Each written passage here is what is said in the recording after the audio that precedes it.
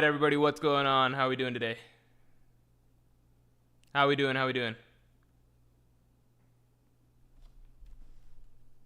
No Kagurabachi? That's a good point. I don't know anything about Kagurabachi. Kagurabachi would basically be Zoro versus Zoro, right? How's everyone doing today? How are we all doing? We doing good?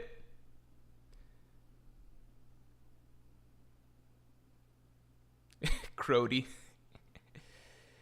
Guts one taps if we're being for real. Isn't Guts like easily the weakest out of all of the characters that I put on the... I think Guts is...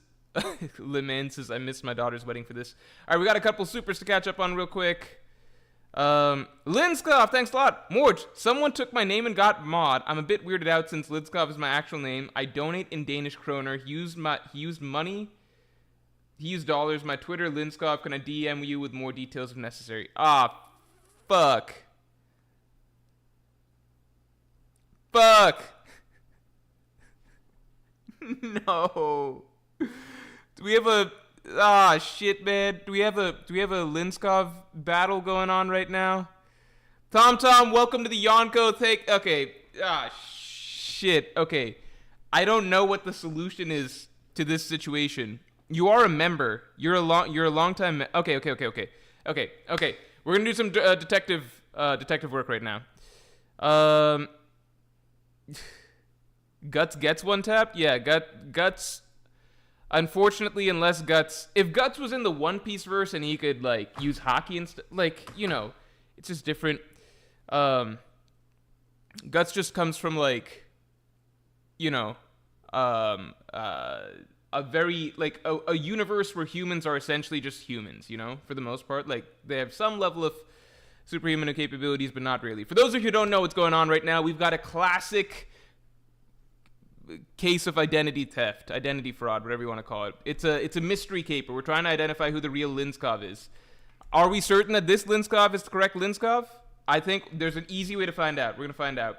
I do want to believe you, new Linskov. Some might say original Linskov. But we have to do our due diligence. Due diligence must be done. That's why it's just called due diligence. It's just always due. All right, here's how we're going to do it. Here's the deal. Okay, we're gonna go to One Piece chapter. We gotta solve this first before we get any further, because an injustice has been done. It seems as though an injustice has been done. All right. So let me pull some shit up for you guys. Okay. Ready? Everyone, we're gonna solve a mystery right here. I love solving mysteries. All right. So we're gonna go back to my old stream that featured. Okay, Gorsei will attack Giant. And that was from Linskov. Where is this Linskov? Where's this Linskov that suggested this?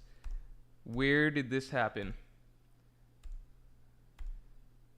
Okay, so right around here, right? Where's this Linskov?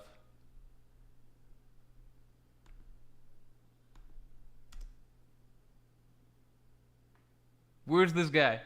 Where are you, Linskov? Gorsei will attack Giants, right? So it should show up right around here. Can I just search chat for this? Is that a thing? Okay, here we go. Linskov, 9-month member. Ah, shit, the problem is that it's like an old school chat, too. Like, Akash Panda found this chat, so we have to go a little bit further back. Well, Linskov's a 9-month member, right? So we can easily see, like, it says that you're a member, right? So you're the real Linskov then, right? You must be the real Linskov. The real Linskov has shown himself in today's chat. I have to find the previous Linskov and destroy him. Yeah. This is you. You're the real Linskov. You're the real Linskov because you've got the member badge and everything like that. We've solved it. We did it. Real Linskov confirmed. All right, time for some justice to be done. First of all, Linskov, I'm sorry for the injustice that occurred. All right, we're going to make you mod. Linskov has been added as moderator. Now, if the other Linskov ever shows himself in stream, we must destroy him. We must destroy him and ban him. All right? I'm sorry about that, by the way. Thank you. Also, let's like the stream because we just did some justice, right? Justice was just done.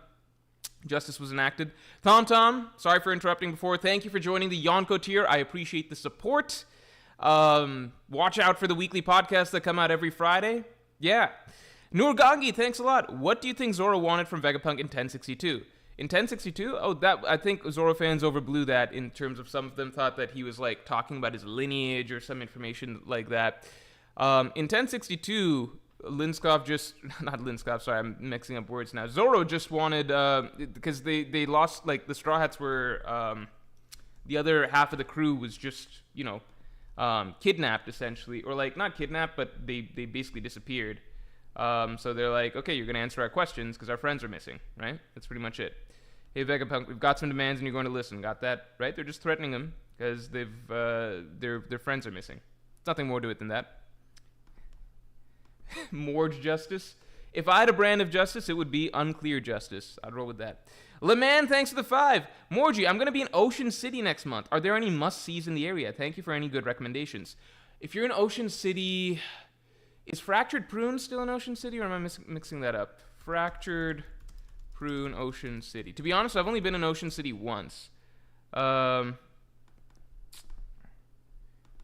Fractured Prune in Ocean City? I think there's a Fractured Prune in Ocean City. I think Fractured Prune has my personal favorite donuts ever. So I would recommend hitting that if you're going to Ocean City. Beyond that, I've only been to Ocean City once. It was for Senior Week. I found out recently that Senior Week isn't really a thing outside of... it might not be a thing outside of Maryland culture, or at least our high school area's culture, but... I no longer live in MD. I used to live in MD. I grew up in MD. But at least at my high school, in my county and surrounding areas and everything like that, whenever seniors graduated, so if you're a high school senior who graduated, it was custom to, like, post-graduation week. Like, once you're done with school and everything like that, seniors would just go out to Ocean City, rent...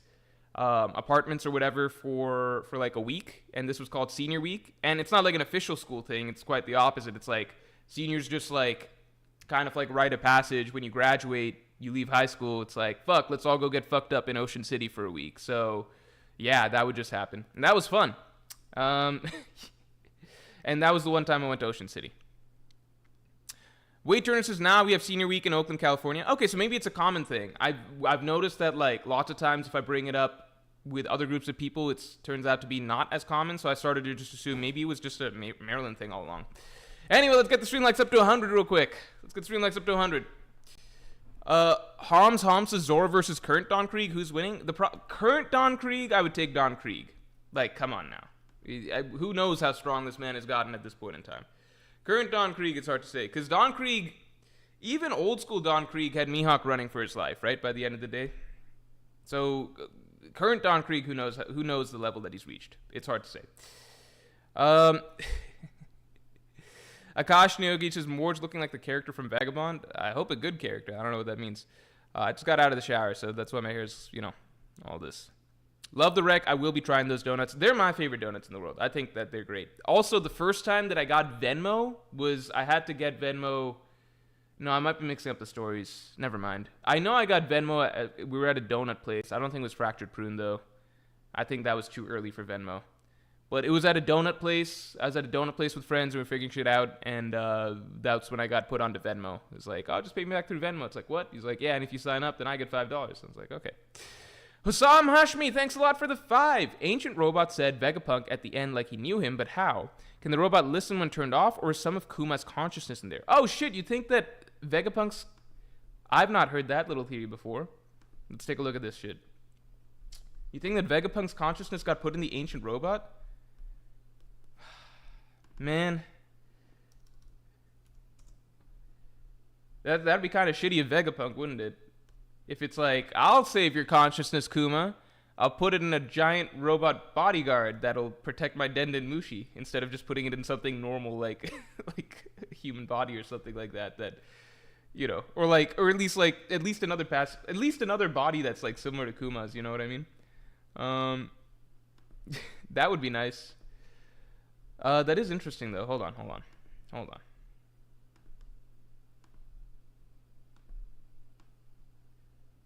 Okay, so if we're looking at... That is enough. No, I don't think the ancient robot said Vegapunk. Right? Is it the ancient robot saying it? Wait, is that... No, it's the Gorosei saying that. It's the Gorosei saying that, right? It's the Gorosei saying that. You got me confused there. Because it's continuing on, at least as far as I understand, this is continuing on the Gorosei's discussion from here. It is the very Iron Giant which rampaged through Marijua 200 years ago. There can be no doubt about it. Yada yada. So these thought bubbles are the Gorosei thinking. That is enough. Warkiri fucked up this robot. This panel, quick pause. Let's just appreciate this panel. Holy shit, what a panel. Doesn't this panel look... This is one of my... The best panels of Egghead so far have all featured the Gorosei. Excluding Kuma's flashback, which had some really good panels for other reasons, but most badass stuff, you know, it's all been the Gorosei. Akash Panda, thanks a lot for the 5. It was my mistake. I assumed it was the same Linskov. The other Linskov later admitted that he was not the guy and got modded for nothing. What? No, fuck. Okay, we gotta destroy the other Linskov. That is... He will be the second person I will ever ban from this stream. First is Oof. Second is Linskov. He will be the second person that I ever banned from this stream. Second will be the fake Linskov. Not real Linskov. Akash Panda, it is not your fault. Don't worry about that. It is not your fault whatsoever. You keep this stream running, generally speaking, in a variety of ways. That is not your fault whatsoever. Don't worry. This Linskov, the fake Linskov, we'll call him fake Linskov. What's a good name for him? We'll just call him fake Linskov. Yeah, let's go. He's the Damalo Black. Hold on. Yeah, he's basically... am I screen sharing right now? You guys can see? He's... Here we go. Yeah, this is Damalo Linskov and then real Linskov. That's basically what happened. It's okay. That stuff happens. If this dude pops up again, we'll just unmod him. That's all we do. Rafael Rizzi Iglesias. Thanks for being a Yonko tier member for 7 months. Zoro versus Vista right now. Who you got? That's an easy question. Fake Linskov bounty 3.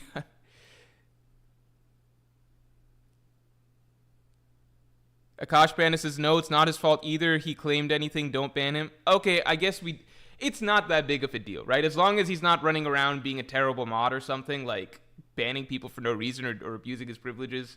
At the end of the day, he could get away with it. It's okay. You know, he just buggied the clown or Damalo Blacked his way into gating some rep, you know?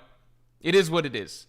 I guess we'll just try and avoid that in the future. As for Zoro versus Vista, I mean, I think the text speaks for itself, right? It's not much of a discussion. If we go to what, chapter 567 or something, right? I'm pretty sure we can solve this. This might be a little bit early.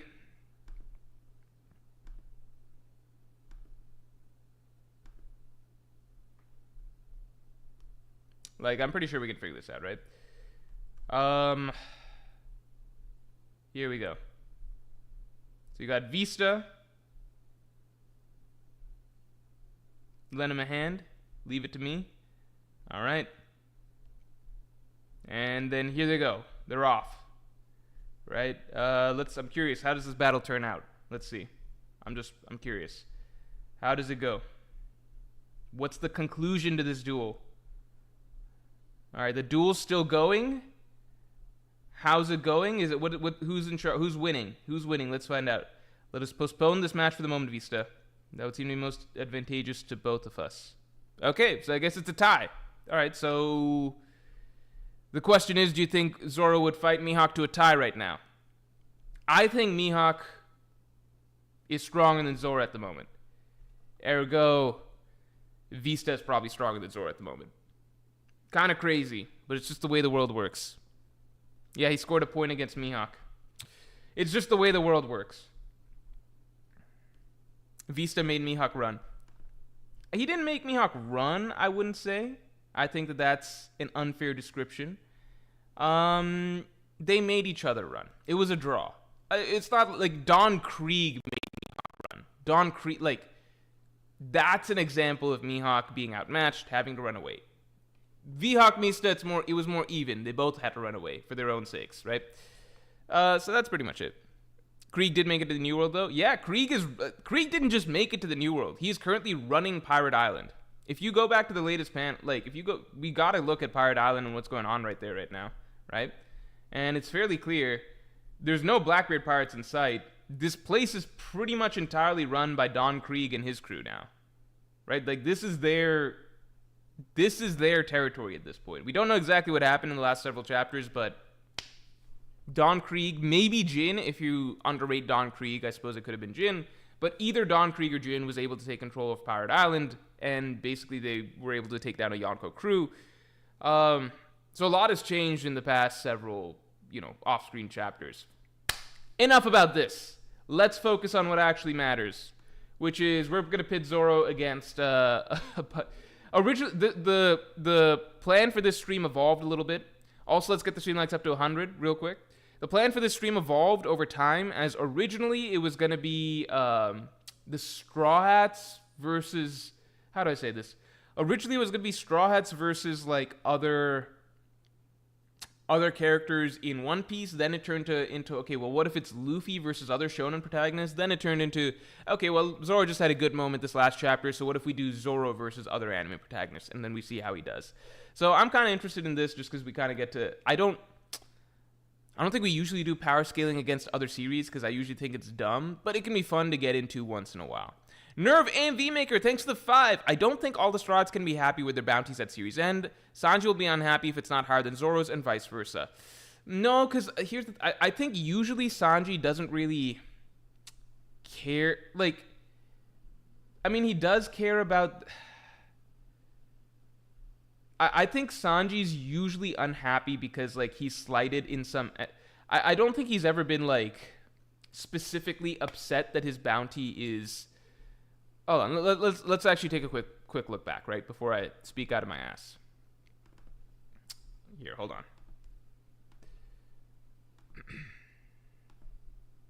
JWP, thanks for gifting 5 memberships. Holy shit. Thank you, man, the patron saint of these streams. Thanks a lot, JWP. OG3, Stormy, Crow Stragot, The Sly Romano, and Enzia. Everybody say thank you to JWP. And just shouts in the chat in general to JWP. Thanks a lot. The people in this chat greatly appreciate JWP's contributions, of course. He only cared... Yeah, Damien writes says he only cared that he was lower than Jinbei. That's what I recall. I don't think generally Sanji's been upset that he's... been above, below Zoro, whatever. I think he was proud at the time that he was, above Zoro for a little bit. But I think that, in general, he's not bummed about, being... What chapter is this? 1060, maybe? 1061?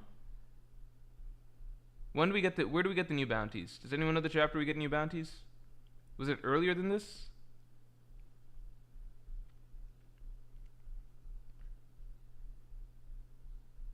Yeah, earlier than this.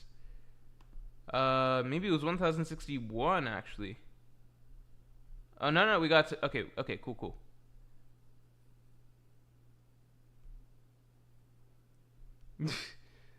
Okay, technically it did.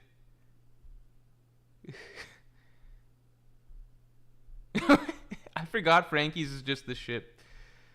Yeah, Oda started doing gags with Frankie's bounty too. I thought it was a little weird that Usopp was upset that his bounty was so high. Because he's usually like he's actually wanted that, generally speaking, I think. No, you're right. Sanji was upset. I think he was upset, though, because he went back to being below. Like, he got the taste of being above Zoro in terms of bounty, and then he went back to being below. But the first time he got a bounty, he wasn't upset about being below Zoro. He was just upset. Like, historically, he's never really complained about being below Zoro. He's complained about the other things, like the face being wrong, the name, Vin Smoke, stuff like that. Here, he's upset because he got a taste of being above Zoro, but then he's back below him. I feel like he'll finally... And then the bigger thing is also you too, Jinbei, where from here on he's like upset about being, yeah, 4th place, stuff like that. I don't know. I feel like end of story, I think that Oda might resolve some of the gags. Like, I feel like it'd be good if Chopper finally gets a real bounty, you know what I mean? Like, Frankie gets a real, like, bounty that's befitting him. Robin, again, her bounty increase compared to Frankie's bounty increase makes no sense. But it is what it is. And because with Robin, it's like either her bounty should already have been crazy high in the first place because of the poneglyphs, but it wasn't. It was always like 79 million, 80 million berry, whatever. So either they ignore the fact that she can read the poneglyphs and that doesn't, for some reason, factor into her bounty, or she should have just had a crazy high bounty in the first place. JWP, thanks a lot for the 5. This isn't going to go well. A lot of One Piece fans heavily overrate how strong the One Piece verse scales. Luffy is not large planetary LMFAO. Yeah, I've always been thrown by that, because I'm like, the One Piece universe, it's pretty fucking consistent in that, like, you can almost see how to explain this. One Piece fans kind of have to get over one simple fact, which is that One Piece, generally speaking, is not going to scale crazy high because of its setting. Because of its setting, which is, you know, island-based, you can't really consistently have characters that can basically, like, you kind of have to cap a lot of the max, at least, damage output at roughly island level. Roughly. Like, we've seen stuff, like, we've seen Yonko and shit fighting. We've seen Admirals and stuff fighting. Like, roughly, you kind of got to cap things at about island level in terms of scale of what One Piece characters can do, because if they're past blowing up islands, then every fight basically just ends with everyone fucking drowning in the ocean. You know what I mean? You could say, well, Dragon Ball can blow up planets and stuff like that, and that's true, but at the same time, with Dragon Ball Z, it just got so outlandish at a point that it was just like, you know what, just assume that these are all like planet-destroying attacks, but characters are just like making sure that their energy doesn't do that. You know, it just got so out of hand. But One Piece isn't like that, right? Like, series like Naruto, Bleach, Fairy Tail, etc., because they're fighting in vast, wide open spaces, like, it's, you know, the settings on continents and shit like that, therefore you can generally show, when an attack is really powerful, you can show an appropriate scale of destruction or something. With One Piece, it's like, you know, they're fighting on Onigashima. At the end of the day, the strongest attack they can have is about, like, an Onigashima level attack, because if it's anything above that, then the whole fucking island is destroyed, right? I think Oda kind of caps, just because of the island setting, like, you kind of have to cap at a certain point how big or how large scale attacks can be, you know? You just have to. Also, but Whitebeard can break the world, says Tandal Nosa.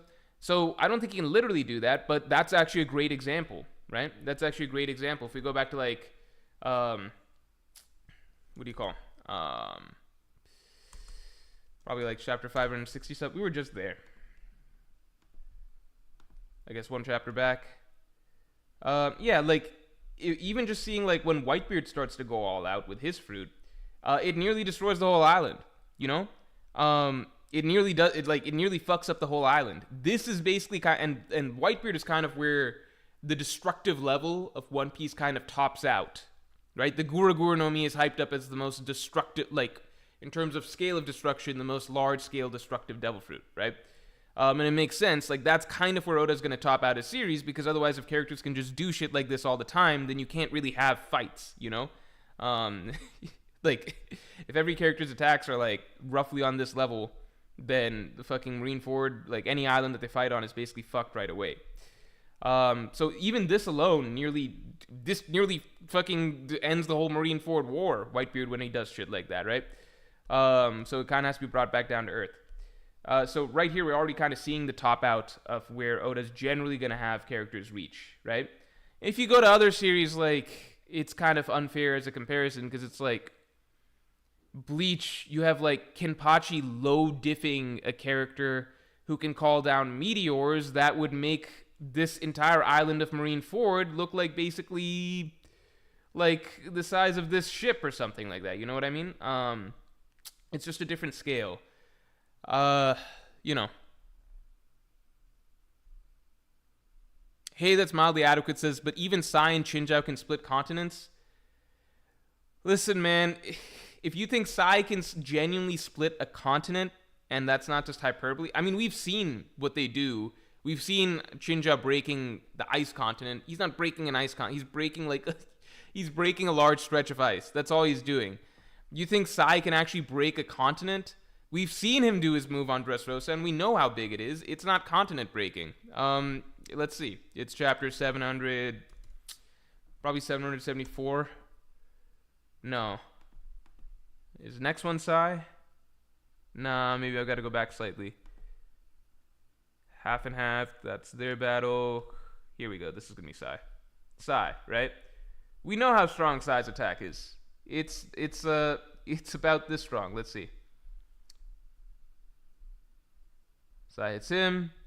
Yeah, there we go. It's about this strong.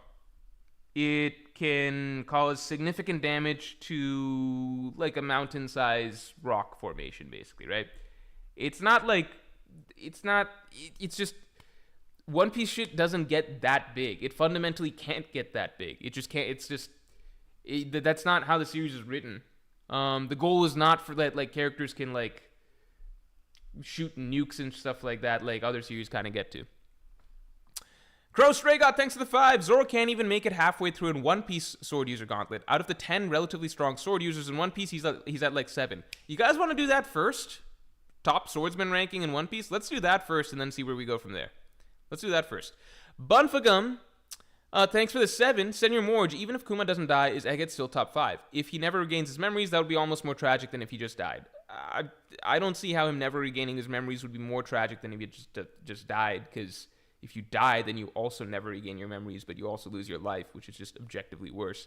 But look, I'm not going to cast any aspersions as to how I would judge Egghead if this or that didn't happen. Again, like, sometimes you just never know.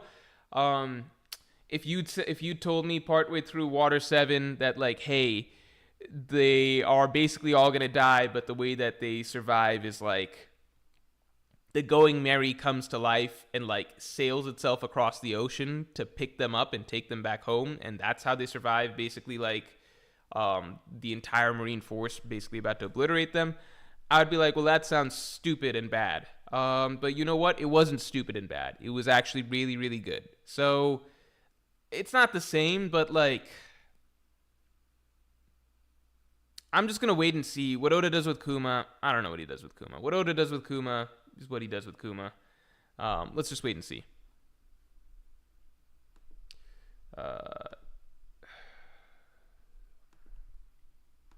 Make sure I'm not caught up on this stuff.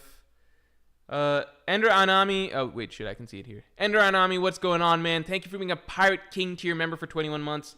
Again, another apology, which is just that I should have just... I can't believe I didn't have you as mod for, like way further back. I'm sorry about that.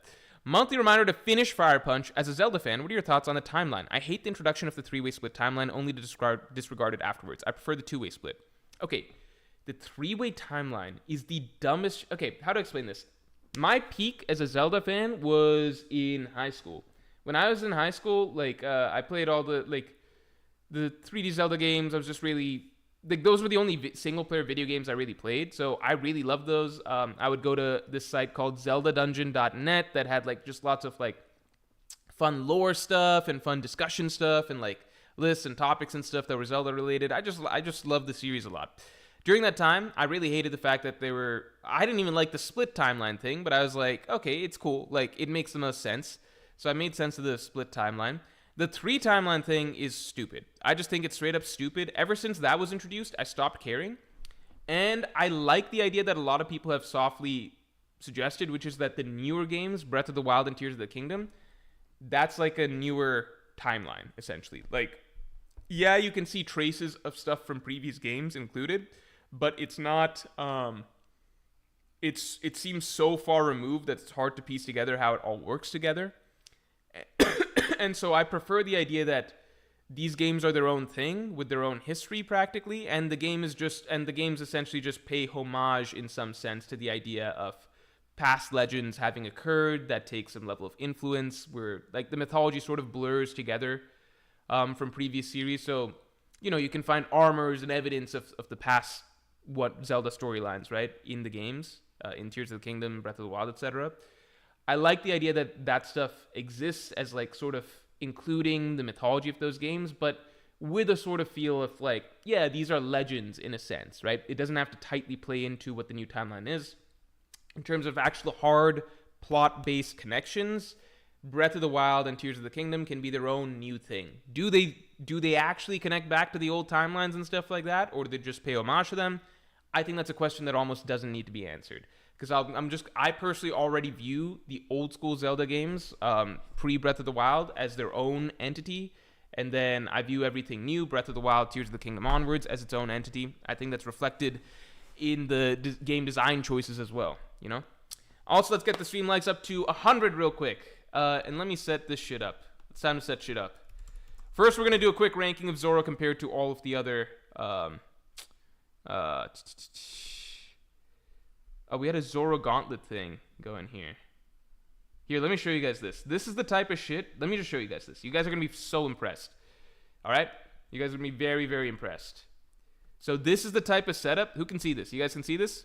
This is the type of setup that you can do now that I use whimsical instead of, like, the other thing. Wait, let me do one thing real quick. You know, I used to use Microsoft Paint, in case you didn't know. But with whimsical... Oh, god damn it. God damn it, I just closed something I shouldn't have closed.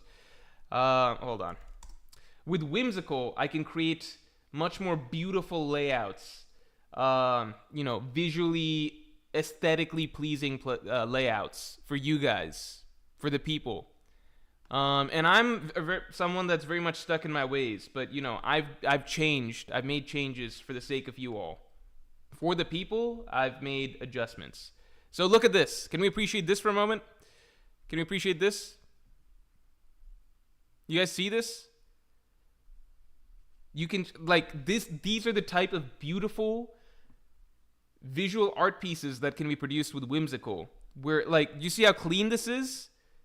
You see, Akash Panda says you can do that on Paint too. You just suck at Paint. Okay, that's that's true, but it's harder. It's harder to deal with. With this, I can move shit around and like it shows factually, like, oh, is it all in the same row? Is it like nicely connected and shit like that? It's better. Okay, it's just better. You can do it on Paint. Okay, fine. If we want to speak in those terms, yes. Hypothetically, someone could do the same setup on Paint. I am not capable of doing that. I cannot do it on Paint. I can't. So, functionally speaking, only on Whimsical can this be done. All right? Also, I have to fess up, I didn't even set this up. My editor set it up before this, and he was like, look, these are the type of setups, like, you can arrange things in this sort of manner for future streams. And I was like, cool, thank you. So, hypothetically, though, I could do this myself. Hypothetically, if I really wanted to. So, yeah. You guys are impressed, I can tell. Let's get the stream likes up to 100 real quick. Zoro is cooked, LMFAO. Let's not do this, okay? Let's start with... We will do this. Can I clone this? Can I clone this thing? Duplicate board. There we go. Zoro Gauntlet. Okay, I'm going to rename this. I'm going to name this Zoro Gauntlet... How do I rename this? This thing sucks. How do I rename this? Rename board. There we go. Zoro Gauntlet, other series. We're going to get to this, all right? But before that, we're going to do Zoro Gauntlet, OP Swordsman, all right? Why is this over here? Why can I not? There we go, okay? So we're going to swap these characters out, all right? Ready? Okay. Images. I need to pull images. Okay, hold on. Give me a second while I'm pulling images and shit. Let's get the stream likes up to 100 real quick. I need names. Give me names. Jacob says Morge just covered fire. Linskov. Wait, this is the fake Linskov. Destroy him. Oh, wait. Okay, no, never mind. This Linskov says, I just caught up with the VOD. Morge was about to eliminate me over his misunderstanding. I told you I wasn't the same Linskov. Okay, I'm gonna... Okay, Linskov, here's the fake Linskov. Here's what we're gonna do. I'm gonna remove you. I'm just gonna remove you as moderator. Is that okay? You're just not gonna be a moderator anymore. All right? But besides that, your life will remain essentially the same. Thank you for coming clean, by the way. Thank you for coming clean. All right? You almost became the second person I ever banned. This one would have been deliberate. Have I ever banned anyone besides Oof? I don't remember. I think I've definitely brought up, like, I've definitely threatened it before, but I don't think it's happened. Maybe it's happened. I know the mods ban people. I don't take responsibility for what the mods do. All right, give me names. Give me names. Vista, the sword flower. All right, let's go. I looked up Vista. I'm so fucking One Piece brain. Look at this. I looked up Vista and like actual vistas showed up, like scenic landscapes and stuff, and I was like, what the fuck is this? Oh, Vista actually does show up though. That's nice. Okay. All right, let me do this properly. All right. I need names. So Vista, One Piece, what's a good, I guess that is the best picture of Vista. Can I crop exclusively in squares? That would be good. What the fuck? Okay, I'm just gonna do this. Okay. Wait. Nah, never mind. Can I just drag and drop? I can just drag and drop. Good shit. Okay. This drastically changed a lot of things. All right, guys, you ready? We're about to go rapid fire here.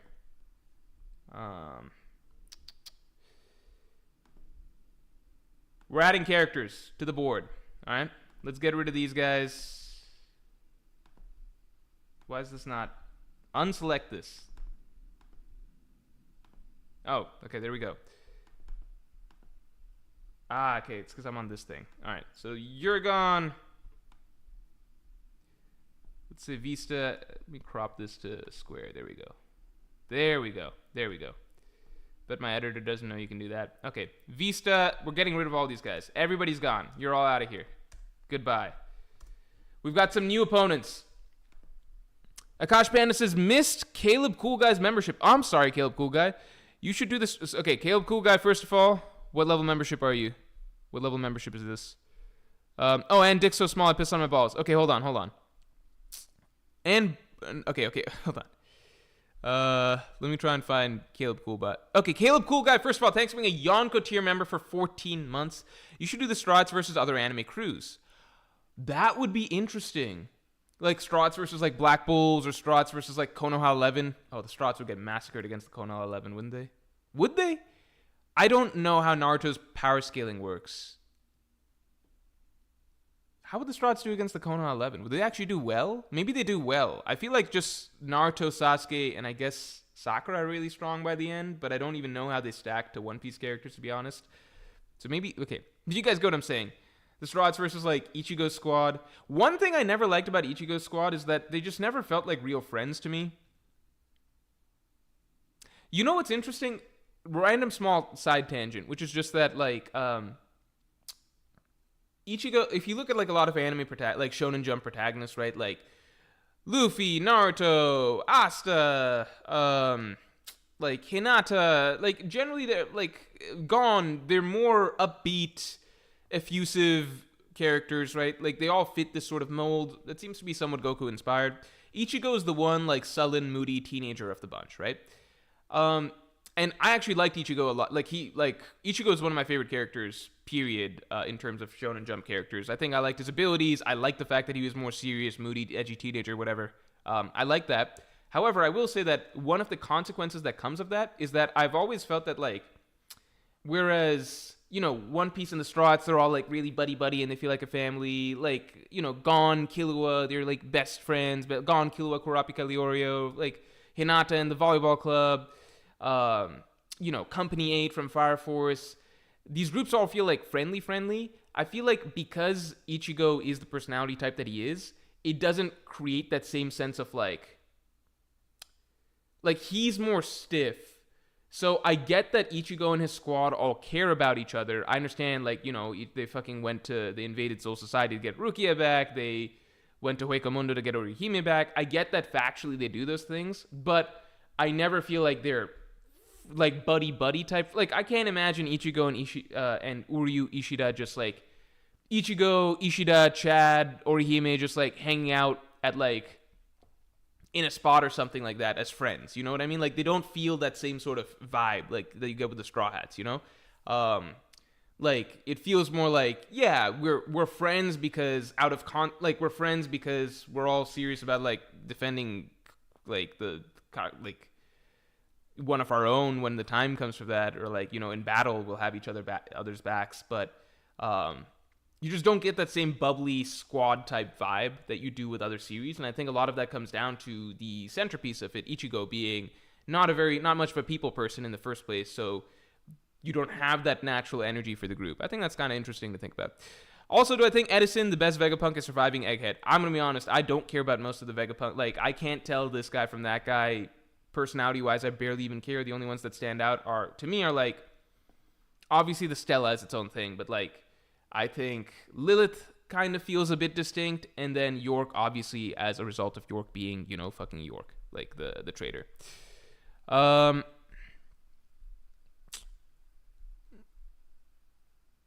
Crow Stray seems to believe that Zoro is 10th in One Piece sword user, or 7th in One Piece sword users, which I don't know about that. Dick so small I piss on my balls. Dream and Nightmare One Piece blunt rotations. So there's a difference between, like, Dream One Piece blunt rotations for other people and then for me, how I feel about it.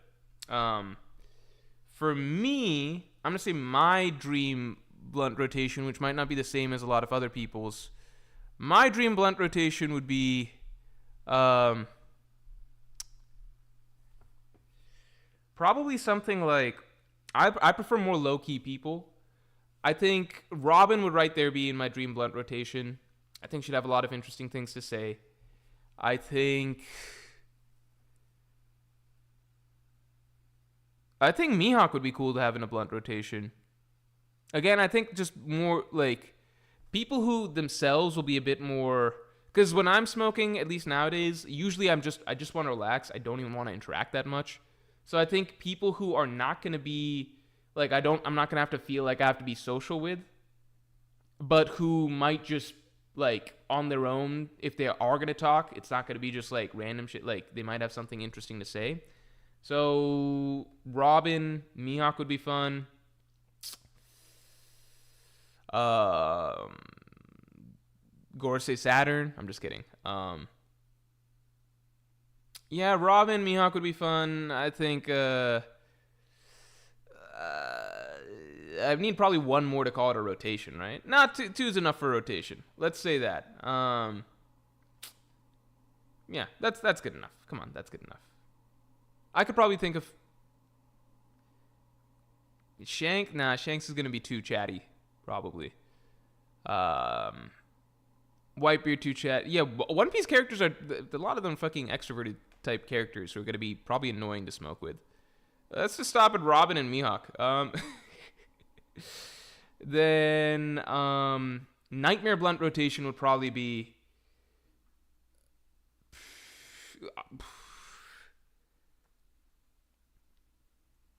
Kaido, because Kaido might just get angry. He could get depressed or angry and, like, try and kill me. Big Mom. Do not want to be around her when she's high. She might just straight up think I'm food. If she gets the munchies, I would die. She would eat me, right? Yeah, let's go with that.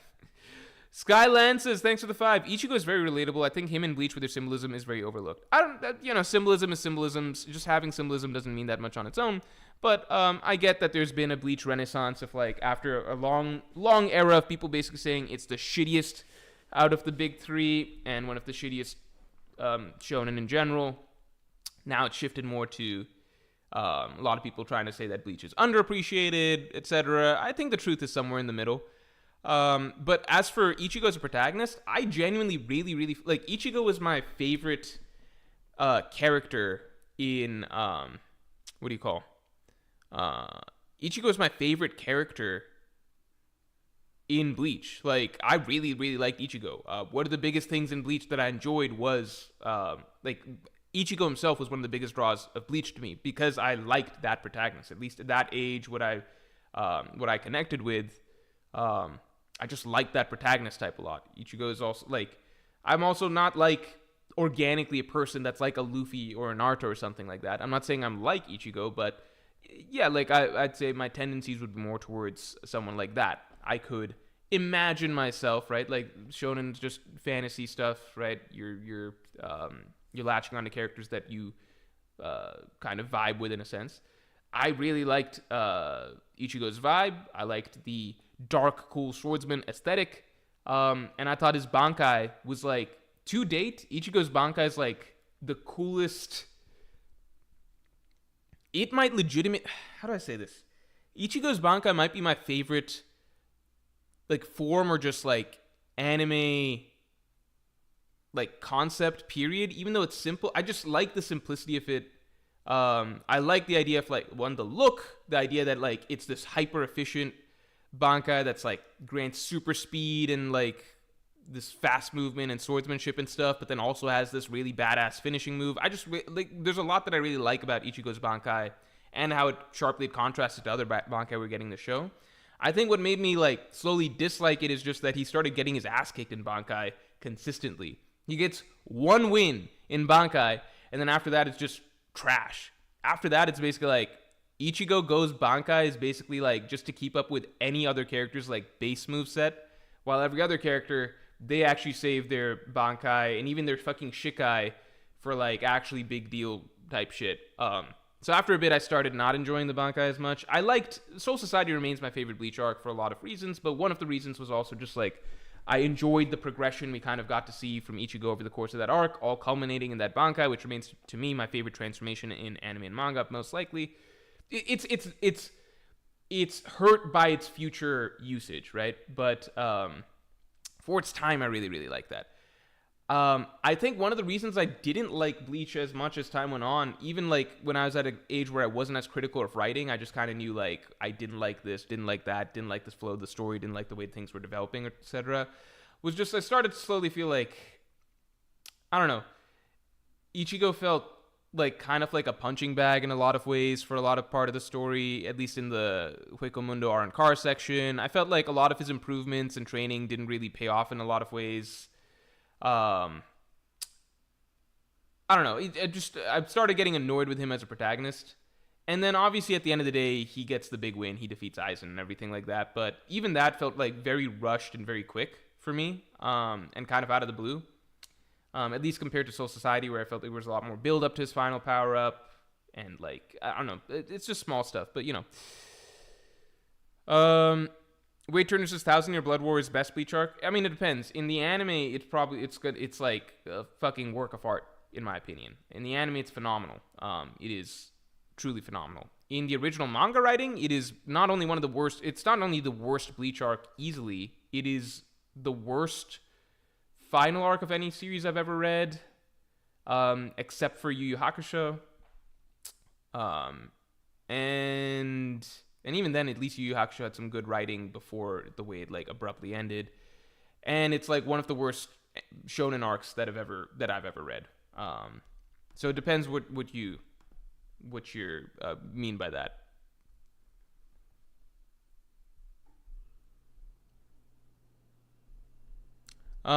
Skyland says, thanks for the 5. I wish Jin's character was pushed a bit more. He was very interesting, but felt like the outcome of the story is rushed and unfulfilling.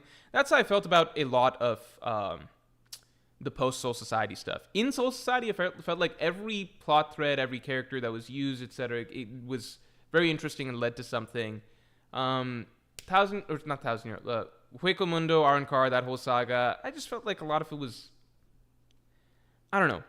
I feel like a lot of shit with Bleach, it's like on the verge of being like writing a character in a very interesting way and like making a really interesting point with them or something, but then at the same time I feel like Kubo's brain is almost very scattered in the sense that like he's got all these characters to play with and he'll do mildly interesting things with a bunch of them, but rather than actually write like a singular really really really good storyline for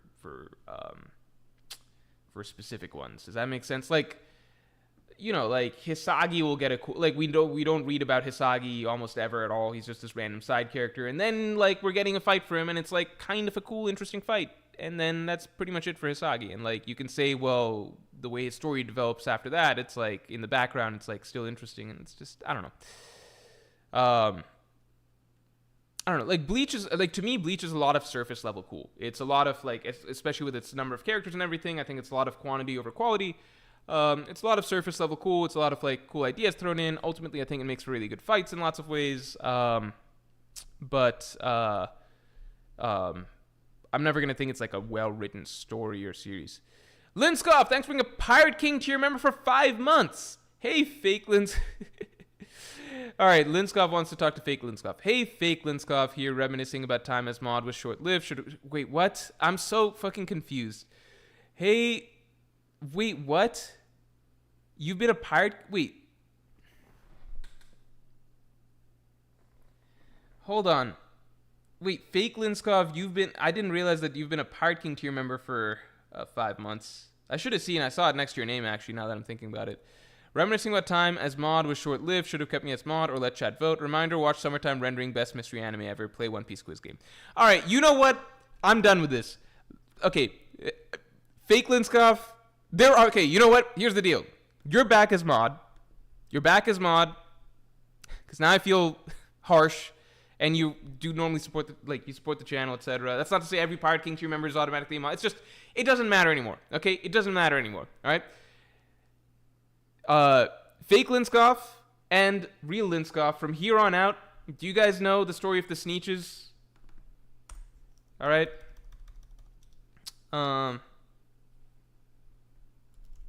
Wait, no.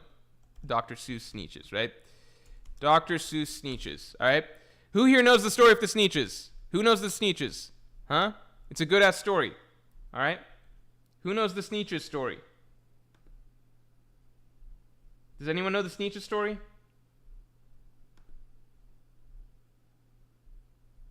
Trying to find a good image of it that essentially illustrates the concept. All right? It's a Dr. Seuss story wherein basically what exactly happens? Okay, so the snitches, there are some snitches who have like stars on their bellies, and then some snitches who don't have stars on their bellies, and then like the snitches who have stars on their belly, or who don't have stars, they like go through machines to get stars on their belly so that they feel special too. And then the snitches who originally had stars on their bellies, they're like, well, then we don't want to be like them, so then they get their stars removed.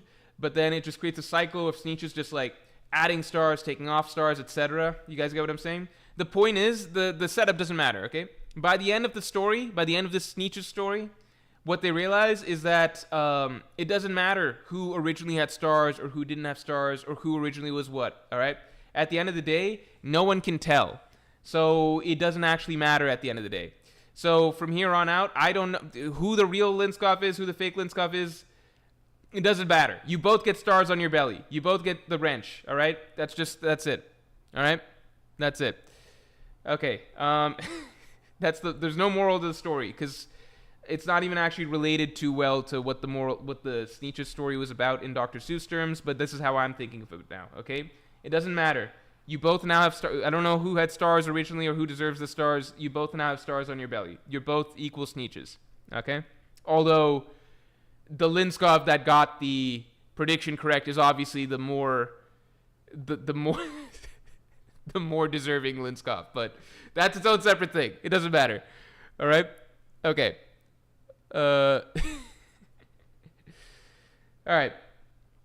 Beyond that, where are we at? We're talking about One Piece. Not Dr. Seuss. Okay, Vista. No, we covered Vista. Holy shit, we were only at Vista. Oh my god, what do we do? No. Who else do we get? Okay, Vista. Smooth. I'm starting from the bottom. Smoothie, One Piece. So this is like an interesting little dilemma, right? Which is basically, Smoothie is the second strongest of the Big Mom Pirates. As far as we can tell, Vista seems like he's probably what?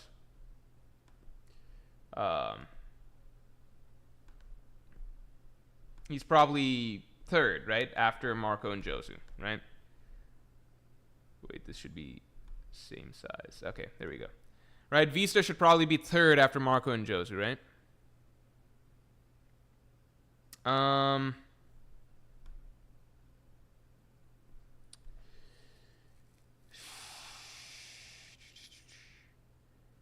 So is Smoothie who comes first? Smoothie or fucking we're not putting characters Zoro's already fought. There's no point in putting King, right?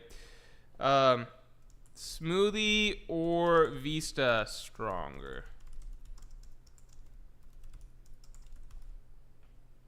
Why am I even doing this? Zoro beats both of these characters. There's no point. There's no point. I'm closing this. There's no point. What? Why? I don't need either of these characters, right? I also agree that Vista's probably stronger, but it's also arguable that Smoothie could have been stronger and we just didn't get to see. Because another thing to consider about Smoothie is that Cracker was really fucking strong. Like, Cracker was basically too strong for Gear 4th Luffy. Gear 4th, like, Luffy needed Nami's help just to beat Crackers. Cracker was above Gear 4th Luffy. And then Smoothie, we can assume, is even above Cracker. So I'd say, like, don't let the fact that Smoothie didn't do anything bias you too much, because at the very least, it's likely that Smoothie scales above, like, she should be above Cracker, should be above, like, Doflamingo by consequence. She should be, like, comparable to something like Queen or something, you know? Vista arguably beats Zoro? No, come on now. You guys know that I was joking when I talked about Vista and Zoro. Zoro should be above Vista. Let's not. Come on now. There's not that. Come on now. Okay, we're getting rid of those two. Let's put some real names in here, right? Real names only. New X7, thanks to the 10. Morge, sorry I'm late, playing Spider-Man in the middle of a heated debate with someone on Reddit about Dragon Ball and Genie situation. And all I can think, wait, what about Dragon and Genie? Oh, Dragon and Genie. I don't know. I read that whole thing wrong. About Dragon and Genie situation, and all I can think about is how I wish you were there to school them. Well, New X7, first of all, while I cannot be there, you can always link them to a timestamp in the video. Why not that? Just link them to a timestamp in the video. You can link them to a timestamp in the video. That's why I made the video. I made the video so that people can make the case for Dragon. Just link them to a good timestamp in the video. Be like, watch 2 minutes of this. Yeah. And don't worry about being late playing Spider-Man. We've all been there. I wouldn't personally play Spider-Man myself, but, you know, I'm excited to play Elden Ring. I'm very excited to play Elden Ring. JWP, thanks for the 5. If you don't put characters someone beats, that just means Zoro just loses the gauntlet or stops after, like, 1 win. Lol. Okay, fine. So then we'll put him back. All right, they're back. That is true. That is a good point, JWP. I guess, but, like, it needs to be characters that are at least a point of discussion. You know what I mean? Like, characters that are at least worth talking about. What's the point in talking about Vista? We know Zoro's above Vista, right? We know Zoro's above Smoothie.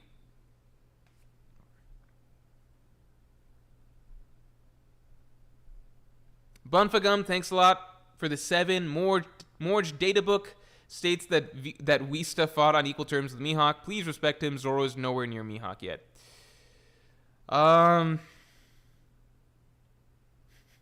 Look, the databooks aren't a thing. They're not canon as far as I know.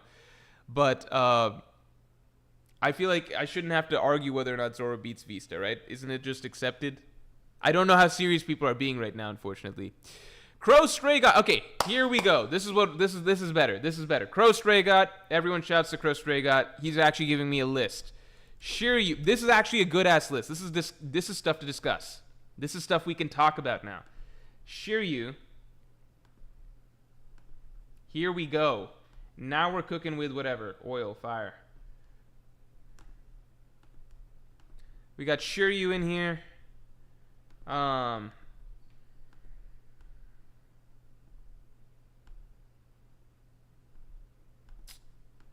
It's the same size. Yeah, roughly, whatever. We got Shiryu in here.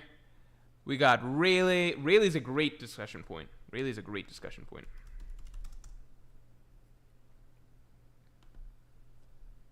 I guess I'll try and stick with anime images. Rayleigh.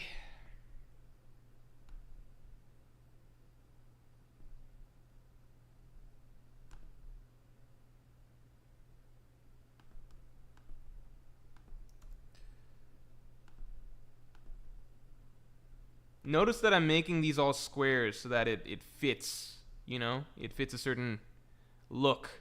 I'm trying to keep the stream looking very professional. See, do we want to put in someone like Law? That's the thing, because I'm gonna, how to say this? I'm gonna put in Green Bull and Fujitora, who are Devil Fruit users. I feel weird putting in Law because he is a Devil Fruit user, but he's just ass with the sword, right? He can't even cover it black with Haki. It's just I like your list. I like your list. Crow Stray God came up with the best list. So I guess I guess number one, Devil Fruit users have to be allowed, otherwise we can't allow, like, Venus Juro, right? So I'll start with this. Is Law allowed?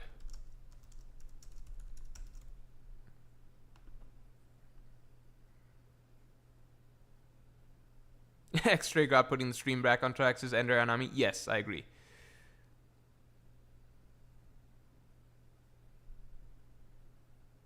Law is allowed? Okay. Alright, that makes it simple. So basically anybody that's clearly a swordsman. Like, clearly uses a sword for a lot of their combat, right? The question is, do we even bother putting Law because Zoro would put him down so easily? It's kind of like a smoothie Vista situation, you know? It's a good photo for Law.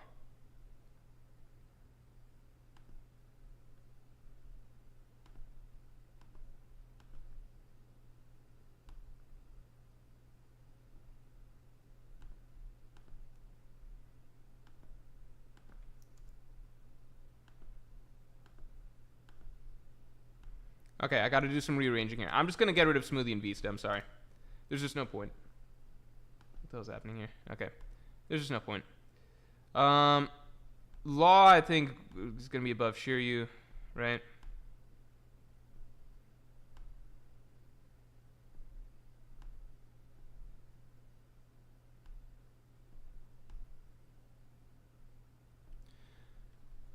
Law, Shiryu. I'm gonna throw in Green Bull.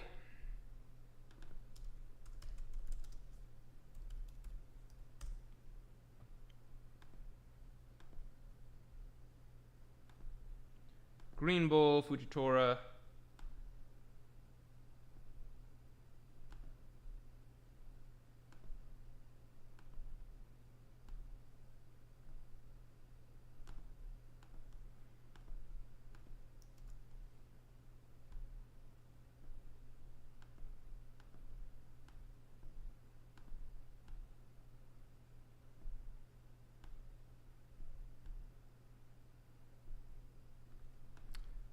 I guess Green Bull, Fujitora. We'll do Shanks, Rayleigh. I'm not even going to put Garling, and I'll put in Venus Juro. The thing is, the Venus Juro, people will complain, like, where I put him, you know? Venus Juro is tricky to place. Because we know Mihawk we have to put at the end. Okay, the reason I'm hesitant about this whole thing is just because, the question is, are we debating how Zoro would do against them in general, or just in swordsmanship? Because those are two very different things. And it would lead to a new debate as to how I'm ranking the characters in general. Because it's like, it becomes like, how do I say this?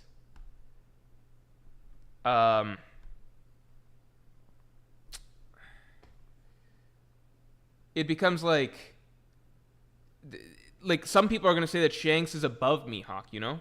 Like, which would only make sense if you're arguing outside of swordsmanship, you know? So is Shanks the end game in this gauntlet in general? Well, then who's the last person? If in general, then is it Shanks at the end or Mihawk? Who is the... I'm going to leave Venus Juro out of this too.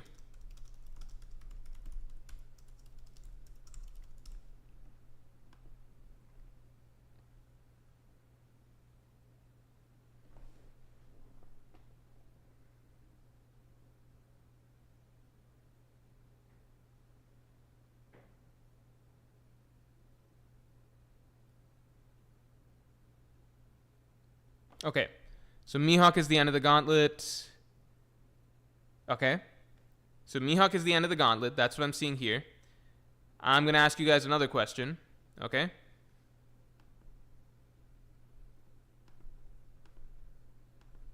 Who is stronger overall?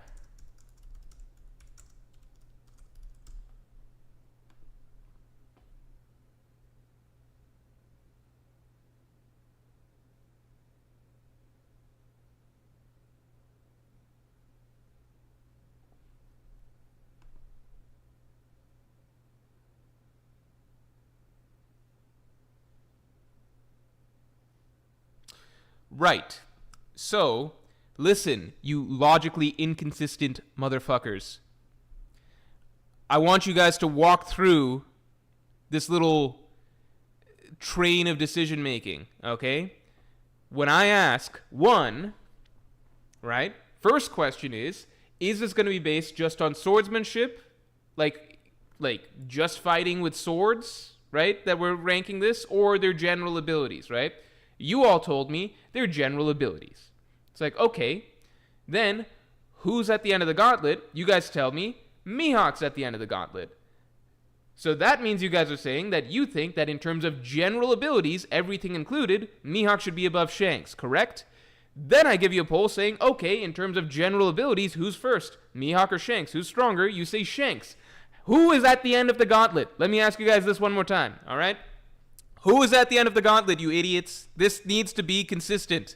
Who is at the end of the gauntlet if characters can use all abilities?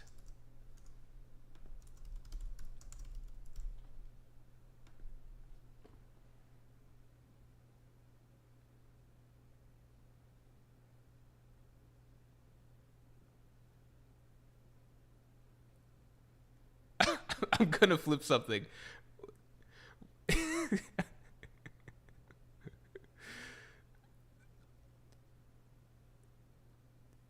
These polls should require like written responses, like the SAT or something like that. There should be a written response portion. If you've been voting Mihawk, you're consistent all the way. I have no problems with you. If you've been voting Mihawk for being at the end of the gauntlet, but then being like, oh, but Shanks is stronger than Mihawk overall. Oh, but then Shanks should be but then Mihawk should be at the end of the gauntlet. You're the problem with what I'm trying to do here.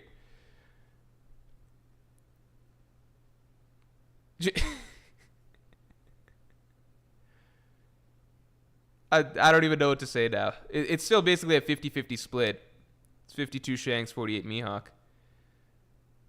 Okay, I'll give it 10 seconds. I'll just look at other things in chat. K-Maya says, isn't Venus at the end of the gauntlet? I'm not going to include Venus. Zoro's fighting Venus right now, so there's just no point. Black Lightning, thanks for the 5. Morge, what's up with you and giving Shanks extra abilities, not stating the story to argue he is outside being a swordsman? It's funny, though. I don't argue that Shanks is outside being a swordsman. I just say that he might, because that's always a possibility until we actually see Shanks fight. That's it. The only thing I know is that Shanks has the most... It feels like Shanks has the most hype in general, compared... Like, Mihawk is very rarely hyped in the story by anything, or, like, talked about in general. However, Mihawk is stated to be the strongest swordsman. So if Shanks is just a swordsman, then Mihawk is stronger. To me, it's pretty black and white. If Shanks is just a swordsman, then Mihawk is stronger. Do we know for a fact that Shanks is just a swordsman? No, we don't know for that for a fact until we see Shanks in an extended fight. The only thing he's done so far is, like, take out Kid, which is a one-shot, and Kid seems to be pretty far beneath him. So it's like, okay, is that... Can we see him actually fight somebody for a little bit, please? That's all I'm saying. If we see him fight somebody for a bit, and it's like, okay, this dude just uses a sword for everything, then it's settled, right? I think it's Mihawk fans who want to just... Like, my view is basically just like, we find out when we find out. I think Mihawk fans are kind of like, no, we already know for a fact that Shanks just uses a sword. It's like, but we don't know that for a fact. I don't know what this desire to, like, prematurely decide the discussion is. Because it's like, if you're a Mihawk fan, you got nothing to worry about, right? Like, you're confident Shanks is just a swordsman, right? So you got nothing to worry about. If other people are like, well, let's just wait and see if Shanks does something besides use a sword. Like, let's just actually find out how he fights, what he looks like in a fight. You know, that shouldn't be scary to you. That should just be like, yeah, we'll find out. Like, he's just going to be a swordsman. That's not a weird thing to say. Like, there's so many characters in the series that we don't really know their full scope of their abilities till we actually get to see them in action a bit. Like, we didn't really fully understand what Kaido could do till we actually got to see him fight Luffy, you know, in Act 1. We still don't know what Dragon can do. We still, like, in general, there's a lot of times in the story that you come across characters and you kind of don't really know what the full scope of their abilities are until, like, you can see glimpses of it a little bit, but you don't really know their full, like, what they actually do until they're in a fight. I'm literally just like, let's just see Shanks fight, and then we'll see. I do know that Shanks overall gets hyped more than Mihawk in story. That's just factually true. Like, Mihawk gets very little. He's not really talked about much by other characters, period, right? But it is just made clear consistently that Mihawk is the best swordsman. He beats any other character in a sword fight. So that's it. Like, it's very black and white. It's not as complicated as people want to try and make it. I'm not making up other abilities to give Shanks. I don't think I'm canonically saying, like, oh, Shanks can do this thing. I've never sat down and be like, you know what, Shanks could just punch Mihawk to death or something like that. I've never said that. Like, I've never made up an ability that I'm confident Shanks would have. My take is just, we just wait and see what Shanks can actually do in a full fight, and then we leave it at that. The other thing that I think that Mihawk fans don't like is the fact that, like, I think the Mihawk fans kind of just want to keep it very shut, which is just like, no, we've only ever seen, like, if we've seen Shanks, he has a sword, that means for a fact that that's the only thing he has, right? When my take is also that, like, we don't even know, like, the things you can do with Haki. Like, we're constantly learning more uses of Haki as we go in the series, so I think it's kind of too early, unless we actually see the character in action. Like, Kaido and Big Mom, we see them fight, right? So we know everything they can do, so we can confidently say something like, you know, yeah, Shanks or, like, Kaido can't do this with Haki, or Big Mom can do this with Haki, stuff like that, right? We're not there yet with Shanks, or really with Mihawk, right? You just wait and see. That's pretty much it. All right, how did this poll go? I forgot to end it. Okay. Mihawk won this poll versus Shanks. So, here's what that tells me about you guys, right? This is what tells me about you guys, okay? What this tells me about you guys is simply that because it's a swordsman poll, you want Mihawk to be at the end of it, even if a majority of you, according to previous polls, believe that Shanks is overall stronger. You get what I'm saying? So the framing of it is what's changing your minds, because a lot of you think that Shanks is stronger overall. A little above 60% think that Shanks is stronger overall than Mihawk. But when it's like, okay, well then who's going to be at the end of this gauntlet of swordsmen? A lot of those same people are like, well, it just feels wrong to have Shanks at the end of the gauntlet for strongest swordsman. So then you switch your vote over to Shanks. This is what I don't like, because this is how a lot of power scaling goes in the One Piece community. It is not based off of consistent principles. That's why I don't like it, but it is what it is. Mihawk is going to be at the end of the swordsmanship gauntlet. It makes sense. But at the same time, it also makes sense that we're going to be giving characters all of their abilities to use. So we just deal with that. If you think Shanks is stronger than Mihawk, you just deal with that logical inconsistency because you voted for it. Caleb Cool Guy, thanks for the 5. Who smells worse, Zoro, Magellan, or Morge? Also, why isn't Edison on this list? I thought you read One Piece. Edison? I'll answer your first question with, it should be Magellan. Although Zoro, I don't know. He's like, Magellan probably showers at least. I don't know. I'll say Magellan. I'll just say Magellan. Because you're in the bathroom the entire day, so, like, just the fumes, right, would seep in at a certain point. Black Lightning, thanks for the 5. Morge, oh no, we covered this. This is how we got on the whole list. NeoX7, thanks for the 5. Current swordsman skills: Mihawk, Rayleigh, Shanks, Shiryu, Law, Rikogyu. Mihawk is better swordsman, but Shanks is better Haki in all 3 areas. We're not going to get into this stuff. We're not getting into this. All right. Mihawk won the poll. We're putting Mihawk at the end. That's just the way we're going to do it. Let me move some shit around. I'm putting Law above Shiryu. I think that should be fair, just because, Law just gave Shiryu's captain a run for his money. Shiryu's been a bum so far. I think it just feels right. I guess I got to make all these a little bit smaller.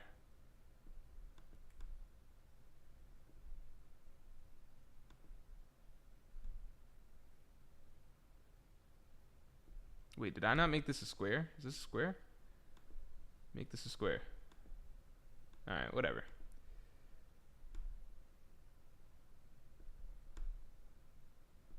Sorry. Organizational things. Might have to just make another row if this doesn't really fit.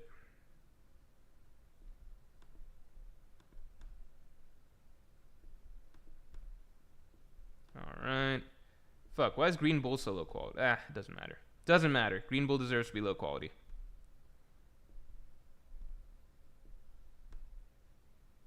Okay. Let's throw in Shanks and Mihawk. Yeah, whatever. This is good enough.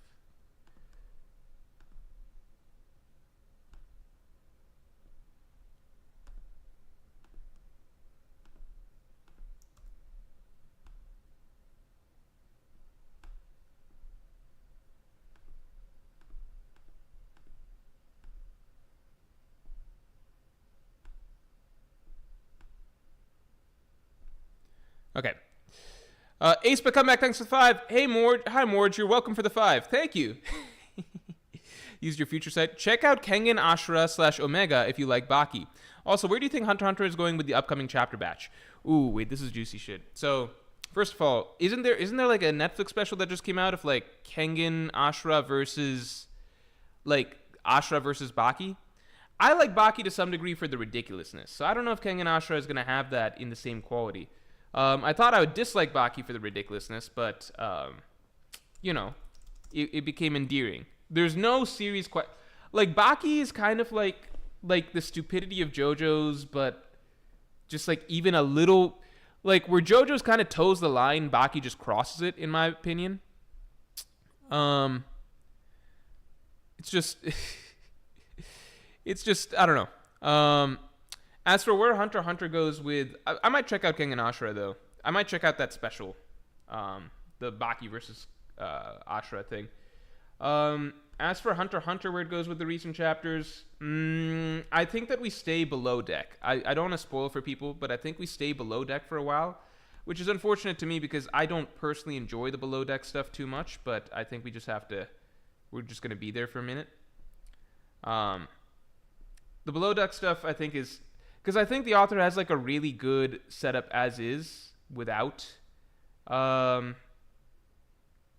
think Togashi has a really good setup for this whole boat arc without the below deck stuff. But you know, it seems people want the below deck stuff, or it seems he wants to include the below deck stuff. So, I mean, I actually did a little analysis of why the below deck stuff makes sense for what he's doing, story wise. But at the same time, I feel like it's not super duper. Like, I get why, like, analytically, thematically, what he's going for, I get why it makes sense what he's doing below deck wise. Because the themes of the arc are strongly related to just general attack on societal structure and breakdown of society, things like that. So you need to do both the upper class and the games that are played in the upper class and the below deck stuff as to how the lower class feeds upon itself, basically also trying to rise up till eventually potentially revolution and society kind of has a collapse. Like, that stuff is important. I get it. I just don't find it that interesting what he's doing with the lower class shit. Black Lightning, thanks for the 5. I see what you're saying, but in order to compare how strong he is, Oda compares him to another swordsman, Shanks, and we can tell with Zoro haki is included. Yes. He compares him to another swordsman, Shanks. So it's tricky because all of Mihawk's hype is essentially contingent on Shanks. And specifically, it's contingent on Shanks just being a swordsman, because Mihawk is specifically always stated to be, like even just recently, the Marines are like, he's a better swordsman than Shanks, right? So that's why like a lot of Mihawk fans are very like Shanks fans don't really obsess about Mihawk as much, if that makes sense. Like, Shanks is often going to be... Well, they do. I'm sorry, they do. That's not to make it one-sided, but, like, with Mihawk, it's, like the entire thing comes down to Shanks. Like, however strong Shanks is, Mihawk is stronger than that. So Shanks is kind of the cornerstone of that, like, of where Mihawk falls in the overall power scaling department, right? Because the only thing Oda really does to hype Mihawk is compare him to Shanks. If we were to go by, like, feats, the only feat Mihawk has is, like, getting blocked by Jozu and then not defeating Vista. And then you kind of have to fall back on, well, Mihawk wasn't trying, right? But like, you don't have anything else to go off of for Mihawk, really. Like, we don't have much to go off of for Mihawk other than he is a stronger swordsman than Shanks, right? So for Mihawk, everything is contingent on Shanks being just a swordsman, right? On the flip side, and like this is where it comes out, which is like basically like, we can tell with Zoro that hockey is included. Yes, with Shanks sword fighting, like hockey is a part of swordsmanship. The only question is that the only way that Shanks fights? Does he just fight with a sword? We've only ever seen him fight with a sword, right? We've only ever seen him fight with a sword because the only time he fought was against Kid, and he used a sword, and that's the only thing he did, right? But at the same time, we haven't seen him in like a fight, like a true fight. We've seen him stomp Kid, but we haven't seen Shanks like actually fight somebody for any period of time, right? So that's where the question mark comes in, which is just basically like, Mihawk fans, it's important that Shanks is just a swordsman, whereas flip side, it's like Mihawk has only been stated to be stronger in the sword department than Shanks, right? So if Shanks does things that are not swordsman related, that do not involve a sword, then it changes the discussion a little bit, right? That's pretty much all. I don't think that there's any, like, that's just the truth of the discussion, right? I'm not making any claim about who is or isn't stronger. I'm just stating the conditions for what would make one character stronger than the other, right? If Shanks just fights with a sword, and that's confirmed, right? You're saying that we can tell with Zoro, we can tell that hockey's included in swordsmanship. Yes, hockey's included in swordsmanship when you're using a sword, right? If Shanks does things that don't involve him using a sword, then that opens up a different avenue of discussion, right? If Shanks does only use a sword, then it's cut and dry, and Mihawk is just stronger than Shanks overall. That's it, like, that's it. There's nothing else really to it than that. I don't really know how much deeper you can dig into this discussion with the information that we have right now. That's it. There's nothing more to dig into. That's it. That's all. There's nothing more to dig into. I get that, like, maybe for argument's sake, it's like, I get it's just speculation past a certain point because it's like, whoa, is it fair to assume that Shanks just uses a sword? Is it fair to blah, blah, blah? Like, I don't know. I think we just wait and see how he actually fights. That's it. Like, first time we saw Whitebeard fighting was with this Bicento, and then it turns out he doesn't really even, like, he uses that, obviously, but he also uses his fists a lot. He also, like, you know, he has a fruit, he has, like, other shit, right? Like, we don't know yet, right?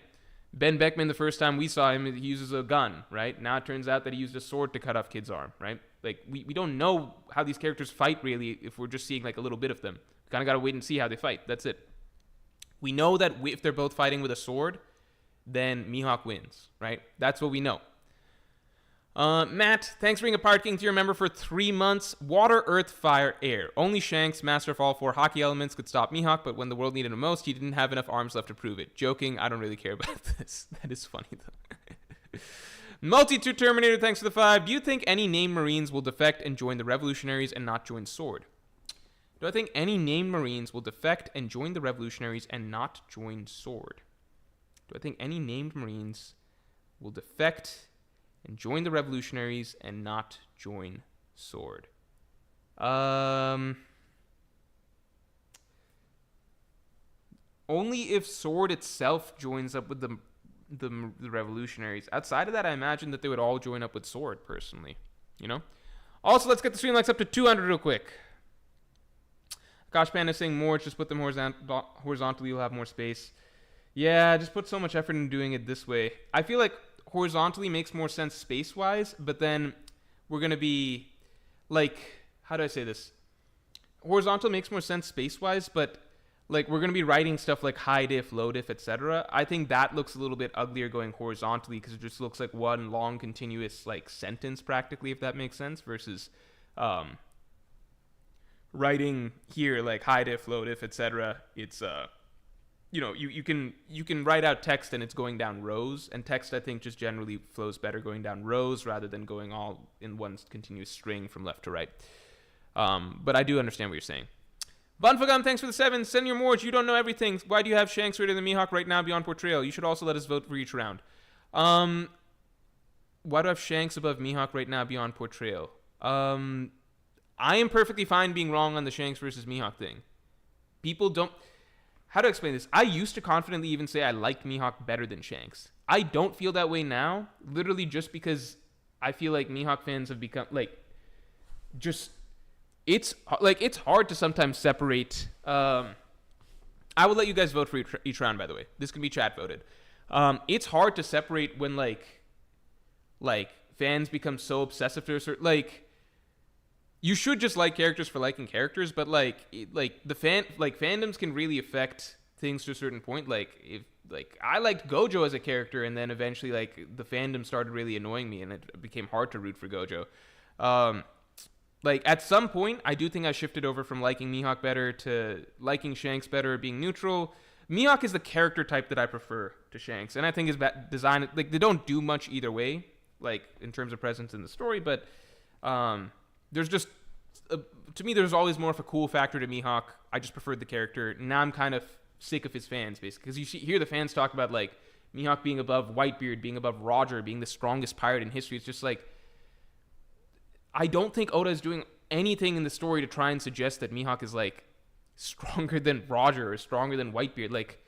It's just you would have to be reading a whole different series to get the sense that Oda's trying to build Mihawk up to be above Roger or something like that. So I know that's not your question, but you're asking, why do I have Shanks above Mihawk right now beyond portrayal? It's pretty simple in that the portrayal is basically... It is just portrayal. I think we know very little about these characters. I know that I feel like Shanks is arguably the most hyped portrayal out of any pirate in the story ever, outside of dead ones like Whitebeard and Roger. I think the way that Oda writes Shanks, he clearly really, really fucking loves the character and treats him with a tremendous amount of every time Shanks is on screen, it's almost as though it's to have some sort of really big impact, make characters basically, other characters basically suck him off and hype him up. At the end of the day, it's kind of if the, you got to keep in mind, these are all stories written by a person, right? It's a real person who's coming up with these characters, and this person has their biases and favorites, right? That's why portrayal kind of matters, because I'm if Oda, the author, kind of portrays this character and presents this character as this dude that all other characters really suck off and respect and talk about and hype up, etc. in the story, and this character's always having that sort of impact in the story. It's yeah, Oda really fucking likes this character. I would not be surprised if Shanks is supposed to be the strongest character minus Emu right now or something like that. I don't know if that's the case, but I wouldn't be surprised if that's supposed to be the case. You get what I'm saying? That's why portrayal kind of matters, because it's not these are real life events or something that are happening. It's how is the author portraying things that matters, because that tells you how the author feels about certain things, right? I think if Mihawk is supposed to be stronger than Shanks, I think that there's a good chance that Oda would hype him up in other ways, you know? I don't think we would have certain scenarios I'm gonna leave certain things alone or whatever. I do think that Oda wants it to be clear that Mihawk is the strongest swordsman, and that is not a debatable point, because it's important for another character that Oda really loves, which is obviously Zoro, right? So I know in this regard, swordsmanship, whatever, if Shanks and Mihawk have a duel or whatever, swordsman to swordsman, Mihawk is supposed to win. Do I think it's possible that Oda has more stored up for Shanks just based on the portrayal? That could extend for outside swordsmanship. Yeah, I think that that's very possible. Obviously, if that turns out to not be the case, and Shanks is just a swordsman through and through, and that's how he fights, then it's cut and dry. That's over. It's over. Neither of these characters are up, this is okay. I like both of these characters at the end of the day. I think they're both two really cool characters that One Piece has. I don't think it matters that much who's stronger than who at the end of the day.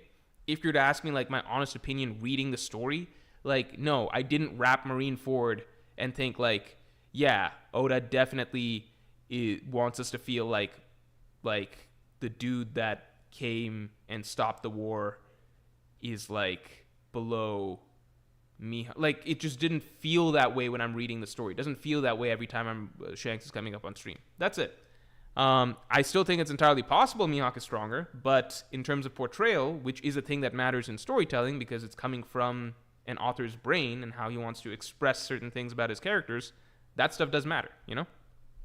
So I'm just going by portrayal because that's all we really have right now.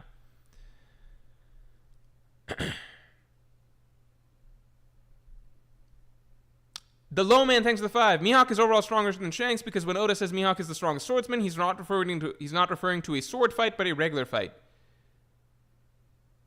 Wait, what does that mean?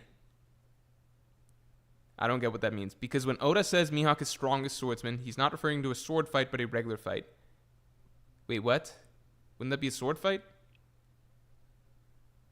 I actually don't understand what that means. I might have misunderstood that.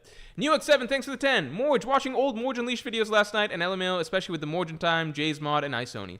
You should have been a stand-up comic. Also, we're adding Ryuma and Nostura to the list. Thank you very much. I do appreciate that. I will say, though, that I think that there's a big difference between, like, people who are funny, like, stand-up comics, people who are funny on streams, stuff like that. There's a reason that, like, as people say, there's a reason that, like, your friend that's funny, you know, like at a bar or like just hanging out or something, is probably not the best stand-up comic. In fact, a lot of people who are very successful stand-up comics are not even known for being funny in their friend groups. Stand-up comedy is actually all just like, most of it is being able to sit down and write comedy, which is a totally different skill set. But I do appreciate, I'm glad I'm able to entertain you with streams and everything. Are we adding Ryuma and Nostura to the list? No, we're not adding Ryuma and Nostura to the list. We're not. Just because the list will get too long. We're leaving Venus Juro. If we add Venus Juro, that becomes its own whole other debate of like Venus Juro and Shanks, Venus Juro and Mihawk. I mean, I think most people would put Venus Juro below Shanks and Mihawk, but it would just become its own whole discussion. Mr. Prestige, thanks for the 10. Usually the person with the strongest will/reason to win comes out on top. If they'd fight for the title, Mihawk would win. If they'd fight because Mihawk threatens his Nakama, Shanks would win. I don't know, man. I think any sword fight, Mihawk should just win, personally. If Shanks has anything up his singular sleeve, then I think that it would be likely that Shanks is supposed to be stronger. Dick so small, I pissed on my balls, thanks to the 5. If it's a question of if Shanks has something better than his swordplay, but no swordsman has been portrayed that way. I mean, I don't know what that means. I think it depends on, like, because most swordsmen, it's like the sword stuff or their devil fruit. I think the flip side is, like, you look at even just swordsmen here. I put Fujitora's swordplay pretty low on the list of why he's powerful. I think his gravity is a bigger, like, if I said me right now, I think Zoro as a swordsman versus Fujitora as a swordsman, Zoro's a better swordsman, but Fujitora's gravity abilities put him over the top, in my opinion. Like, when I think of Fujitora, I'm thinking more so of the stuff that he, like the fact that he can lift a whole city with his gravity, like he did to Dressrosa, or rain down meteors. Same with Law, like, his swordsmanship accentuates his abilities, but, like, I'm not thinking of Law's biggest threat being that he's such a monster with his haki and swordsmanship. It's more so his devil fruit shit, you know? Like, Green Bull, same thing. Like, he wasn't even using his sword much against Green Bull, Big Mom. Their swordsmanship feels secondary to their devil fruit abilities. Shanks is obviously a different category because Shanks he does not have devil fruit abilities, right? So with Shanks, it would become a question mark of, like, does he use swordsmanship plus alternative fighting methods that would not include devil fruit? That's something we have yet to see. So I agree that that's a different question. Like, it would be different than what we've seen before, but we've also seen very little from Shanks in general. Black Lightning, thanks for the 5. Lol, have you read Oda words about Mihawk? He literally gasses him to the heavens, so outside the story and in, so what do you mean he don't? I don't really know what to say to you in that regard, because, like, it's almost like we read the same story, we read the same things, like, if you want to say that Mihawk has been praised more in story and talked up more in story and mentioned more by strong characters in story, and just been hyped up and respected more by characters in story than Shanks, I think we're just remembering different things or reading different things or seeing different things. Like, I don't know. I don't know. I don't know. Like, there's like, I think we're just reading different things at that point. I think the most significant thing that Oda has ever said about Shanks is, like, when he had the Marines say that the most significant thing that Oda had said about Mihawk in the story is when he had the Marines say that Mihawk's sword skills surpassed that of Shanks. Outside of that, I don't really see Mihawk talked about in these sort of, like, strongest in the world, like, world-class discussions by characters, right? The comparison to Shanks in terms of swordsmanship is where Mihawk gets inserted in there, right? Whereas with Shanks, it's kind of like everywhere. Like, what's the last time Shanks fucking showed up? It was like the kid scene and everything. Like, before that, it was what? Like, fucking making Green Bull shit his pants because Shanks and the red-haired pirates showed up, right? Like, Before that was fucking Marineford, where everybody was just like, oh shit, it's Shanks. Actually, before that it was the Gorosei, with the Gorosei being like, oh fuck, it's Shanks. Like, it's just a recurring trend that characters in the story tend to hype up Shanks, and like, I don't think it's weird for me to say that Shanks is probably higher up on Oda's favorite character list than Mihawk, considering we just had the last fucking One Piece movie. A whole fucking movie was put out devoted to Shanks, produced by Oda. Like, I feel like this is not weird shit. Like, we all read and see the same things, right? Like, Shanks is pretty consistently the character that Oda likes to, like, fawn over and gas up a lot and, like, hype up a lot and exclusively write super hyped scenes over, you know? Like, it's different. It's not the same for Mihawk. However, Mihawk does get that pedigree if, like, Oda writes in that Mihawk is better than Shanks at swordsmanship, right? So that's kind of all we've got to go off of at the moment. Maybe we would just drop this till the time comes to see what Shanks can actually do in a fight. I don't know.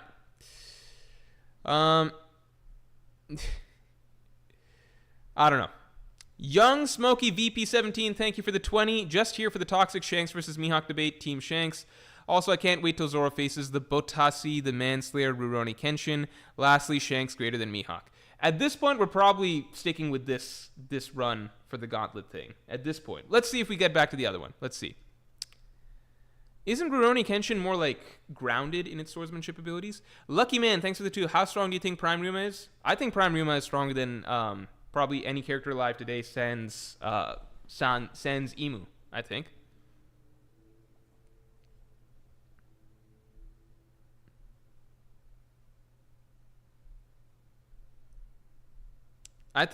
Yeah, that's what I think of Ryuma. JWP, thanks for the 10. It makes no sense that if Mihawk didn't have the title, everyone would think Shanks is stronger. Shanks has the best feats in the verse. Divine Departure, 10-second Future Sight, Wi-Fi Hockey. He apparently can negate Future Sight. Yeah, but Mihawk does have the title, though, at the end of the day. Mihawk does have the title. That's why we put Mihawk here at the end of the list. Mihawk does have the title. Mihawk is, like... I get that. That's the other thing, which is that, like, if Mihawk didn't have that title, pretty much no one would consider him to be stronger than Shanks. That's true, because Mihawk has never shown anything, or, like, characters don't really treat him in that same way, you know? Like, put it simply, at Marineford, Mihawk was just another character at Marineford. There were very few people that really talked up Mihawk. Like, he just wasn't talked up, period, at Marineford, right? He was just another character at Marineford. It's hard to imagine any character of that level, like Kaido just being dropped into Marineford, and it's like, oh, it's just the Shichibukai plus Kaido. It'd be like, no, holy shit, that's Kaido, you know? But at the same time, Mihawk's temperament is to be very low-key, etc., so you take that into account. It's just there's almost nothing going for Mihawk outside of the status that he is better than Shanks at swordsmanship, right? So that's the conundrum where it feels as though everything else points to Shanks being stronger, but we're told that Mihawk is the stronger swordsman. Therefore, people are kind of like, well, this just doesn't feel right, therefore maybe Shanks is stronger overall because Shanks isn't just a swordsman. That's how this conundrum comes up, right? At the end of the day, if Mihawk is just the ultimate dude of, like, super being low-key, people just don't talk about him because they don't talk about him or whatever, and he just straight up is stronger than Shanks. Shanks doesn't have anything outside of swordsmanship. Mihawk has just been stronger than Shanks all along. Mihawk is like a dude that was just stronger than Shanks, but people just don't talk about him that much in the general scope of the world. Nobody really cares about him at Marineford, things like that. If that's the case, then that's the case. That's just what it is, right? At the end of the day, Mihawk has a very important role in the story, which is he's Zoro's final goal. And Zoro is supposed to be, like, one of the strongest characters ever by the end of the story. So, like, I think there's just a bit of incongruency in terms of, like, how Mihawk is written and how he's often portrayed in the story compared to, like, what you would expect of, like, Yonko-level characters, you know? I think there's a bit of incongruency there. But at the same time, that could just be Oda being a little bit inconsistent, right? Or it's just like, now it's not the time to hype up Mihawk, so he doesn't really think about it during Marineford. That's also possible, too. Anyway, the Low Man, thanks to the 5. I mean that Mihawk and Shanks only fight with swords, and also Shanks is stated to be swordsman in Databook. I mean, Databooks aren't really a thing. Unlike Whitebeard or Fujitora, meaning Mihawk is stronger. Look, that's possible. I think we're getting to the point where, like, it's done, like, there's no point talking to this any further. I don't think Databooks are really a thing that matter. But you know, Shanks is a swordsman. We know that. The question is not whether he's a swordsman or not, or it's more so like whether he's just a swordsman. That's pretty much it. That's it. Aether, thanks for being a Part King tier member for 15 months. Hope Atomic Samurai is on the list. Atomic Samurai is one of the cooler swordsmen in anime, just because I like the type of ability that he has, but he would be so not close to Zoro in strength, it's ridiculous.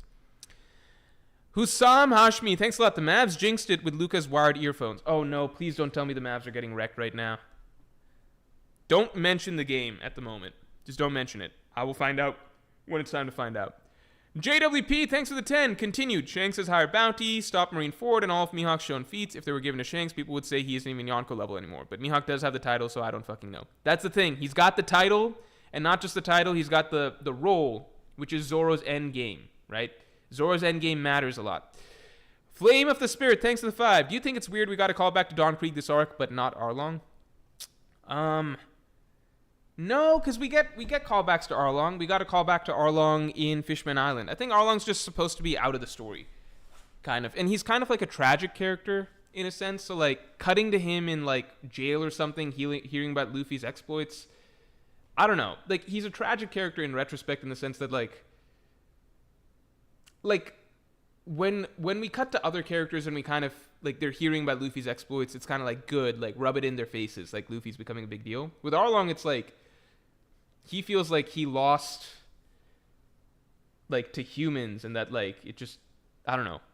Like, I feel like he's carrying something different. Like reading about the Straw Hat successes and stuff, like, his beef with Luffy wasn't, like, pirate to pirate even at the end of the day. It was more like a battle of, like Arlong's hatred for humans. And, like, I just think that, like, there's some, he's a really bad person, obviously, Arlong, at the end of the day, but, like, there's some internal healing that needs to happen for him as a character that he, like, I'd be cool with, like, getting a perspective on Arlong at the end of the story, maybe when, like, Fishman and human relationships are healed in some way or something. But right now it's just like, what does it mean if we see Arlong, like, cutting back to him and finding out Luffy's a Yonko or whatever? Krieg and Jin being thrown in as, like, whatever, that's more so because, like, you know, they were pirates who kept trying to be bigger pirates in the One Piece world, so it's kind of cool or quaint to see them in the new world, but it is whatever. Black Lightning, thanks for the 5. You know what? You got Shanks, probably has a Susanoo like Zoro Ashura. Anyways, we need everyone on the Gauntlet to put their black swords on the table. That's true. There's only one person in the Gauntlet who can put their black sword on the table. All right, let's go. Let's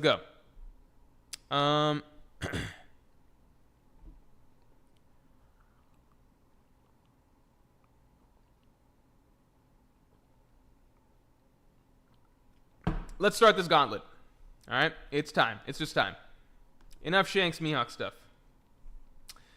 Zoro versus Shiryu. I think this is fairly cut and dry. I think this is fairly cut and dry. I think Zoro beats Shiryu. Medium difficulty. I think Zoro beats Shiryu medium difficulty. Shiryu so far has been generally pathetic, in my opinion, for a Yonko first mate. Generally pathetic, in my opinion. I don't know. I'll give the poll to chat. Okay. Zoro versus Shiryu.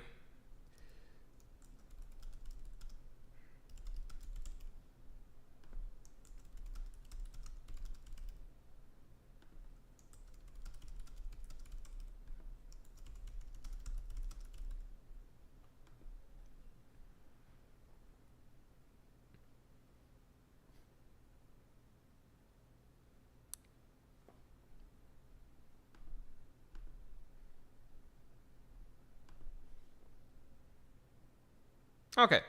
Zoro winning mid-diff seems like... I would probably put that as well. I think when it happens in the story... Here's the reality. When it happens in the story, it'll probably be like Zoro high diff or something like that. And I'll be annoyed. What? How is this large? Shouldn't this be fucking gigantic? Okay. Alright, I guess that's whatever. Who am I to argue with this shit? Wait, let's do colors. Okay, Zoro wins mid-diff. That's what the people believe. I'm on board with this. Zoro wins mid-diff. All right, Zoro versus Law.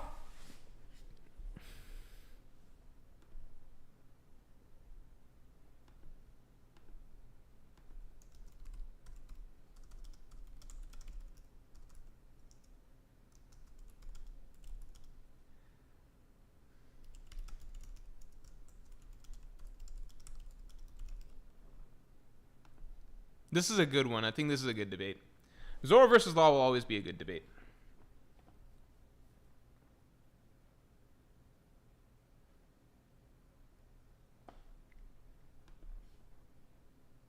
Damn, it's like a 50-50 split. Okay, no, 60-30. Yeah, this is a tight one.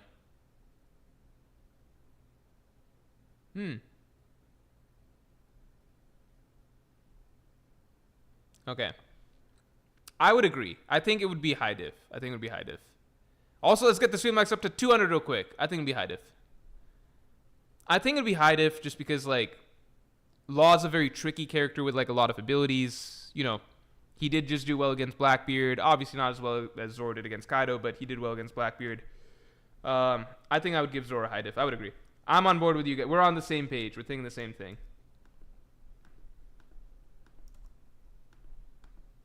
What the hell? Just gonna delete this.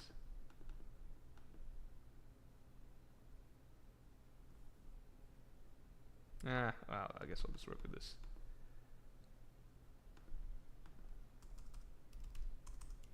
I mean, Law has like a 3 billion berry bounty. Not deserved, obviously, but he's got it. And with TNT, he nearly took out Big Mom. With Kid's help, there's a lot there. Okay, here's a real one.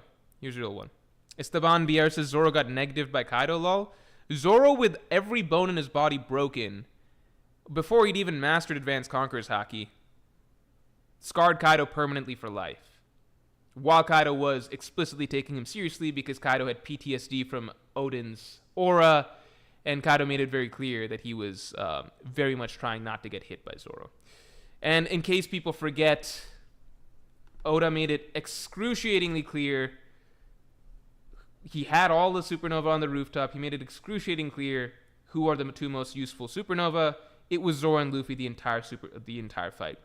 And just portrayal-wise, it was blatantly clear that, like, Zoro was the one calling the shots. Law and them were just doing what he's told. Blah, blah, blah, blah, blah.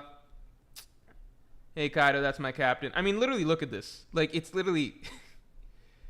Zoro scars Kaido, and Law's literally just standing there in shock. Like, if you read this scene and somehow think, you know what, this dodo bird sitting over there just absolutely, who, like, a second ago was, like, crying because he's like, we're so fucked, we can't do anything against Kaido. And then Zoro comes out and just, like, fucks him up when Zoro's got every bone in his body broken, permanently scars him. And this dodo bird is just sitting here on the side like, oh my god, what just happened? How did he do that? I didn't even know you could do that. I didn't know this was possible. You think that there's not a significant gap between this dude and the fucking cheerleader over here? A cheerleader doing a very poor job, by the way. But who's, like, who do you think Oda's trying to suggest is above who in this scene? You think Oda's writing this scene as like, yeah, and Law is stronger than Zoro. It's just Zoro's the one that's getting the spotlight. Zoro's the one carrying the fight. Zoro's the one that scars Kaido, and Law basically watches in sheer disbelief because he didn't know this was possible. You think Oda's trying to say the Law's stronger here? Does that make any sort of sense coherently whatsoever?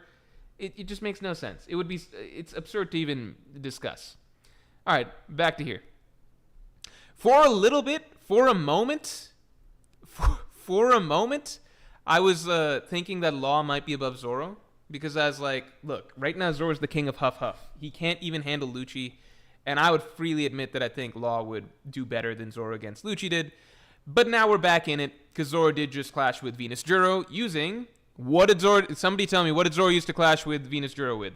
What was that? What type of clash was that? A Conqueror's Haki clash? Maybe? Law literally doesn't even know what that is, by the way. I don't think... Let me show you guys what Law thinks about Conqueror's Haki, right?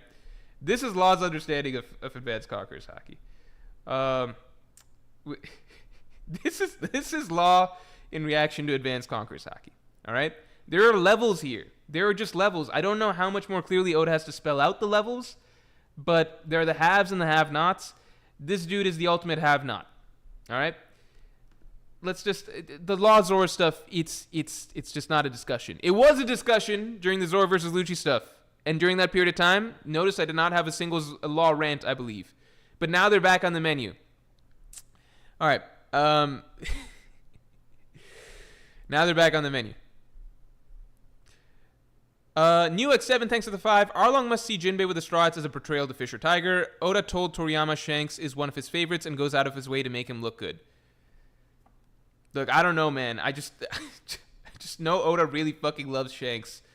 And he had a fucking movie produced about the dude. Like, I don't know. If I had to guess, I feel like Shanks is probably the strongest, like, good guy character outside of Luffy, who Oda obviously prefers even above Shanks, right? But, like, I would not be surprised. I think I take the other route if I think Dragon could be stronger than Shanks and Mihawk. I think Dragon could be the strongest good guy character in the world just because of Dragon's positioning towards the end of the story.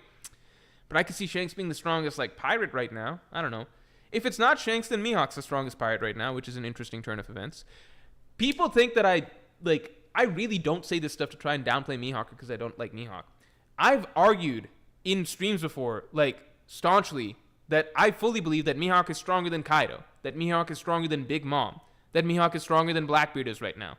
Like, I think you can read, like, I think it's very difficult to read a scene like this where, like, fucking Zoro, baby Conqueror Saki user, every bone in his body broken, scars Kaido in a single attack, right? Like, before Zoro goes down from exhaustion. I have a hard time imagining who the fuck is going to argue. Like, I legitimately don't understand arguments for Kaido beating Mihawk. It just doesn't make sense to me. Because, like, the 2 times that Kaido's fought a strong swordsman, he's gotten permanently scarred, and neither of them are as strong as Mihawk. I genuinely don't understand the arguments for Kaido over Mihawk. I just think that from everything I've read in the story, I find it difficult to not find it difficult. I think it's, like, because I could easily see Mihawk being above Shanks. I could easily see that. It's just more so, like, gun to my head right now, like, literally my life on the line. Who do I think Oda thinks is stronger in the story overall? I think Oda probably would have Shanks as the stronger character of the 2. That's gun to my head. That's, like, my honest opinion. But I still think I rate Mihawk really fucking highly compared to a lot of people. I have Mihawk above Admirals. I have Mihawk over several Yonko. Like, I rate Mihawk really fucking highly as a character. I think Mihawk fans just have a fixation with Shanks specifically, and they're like, no, he has to be stronger than Shanks. It's like, well, he's stronger as a swordsman. Maybe that means he's stronger overall. We don't know. I don't know.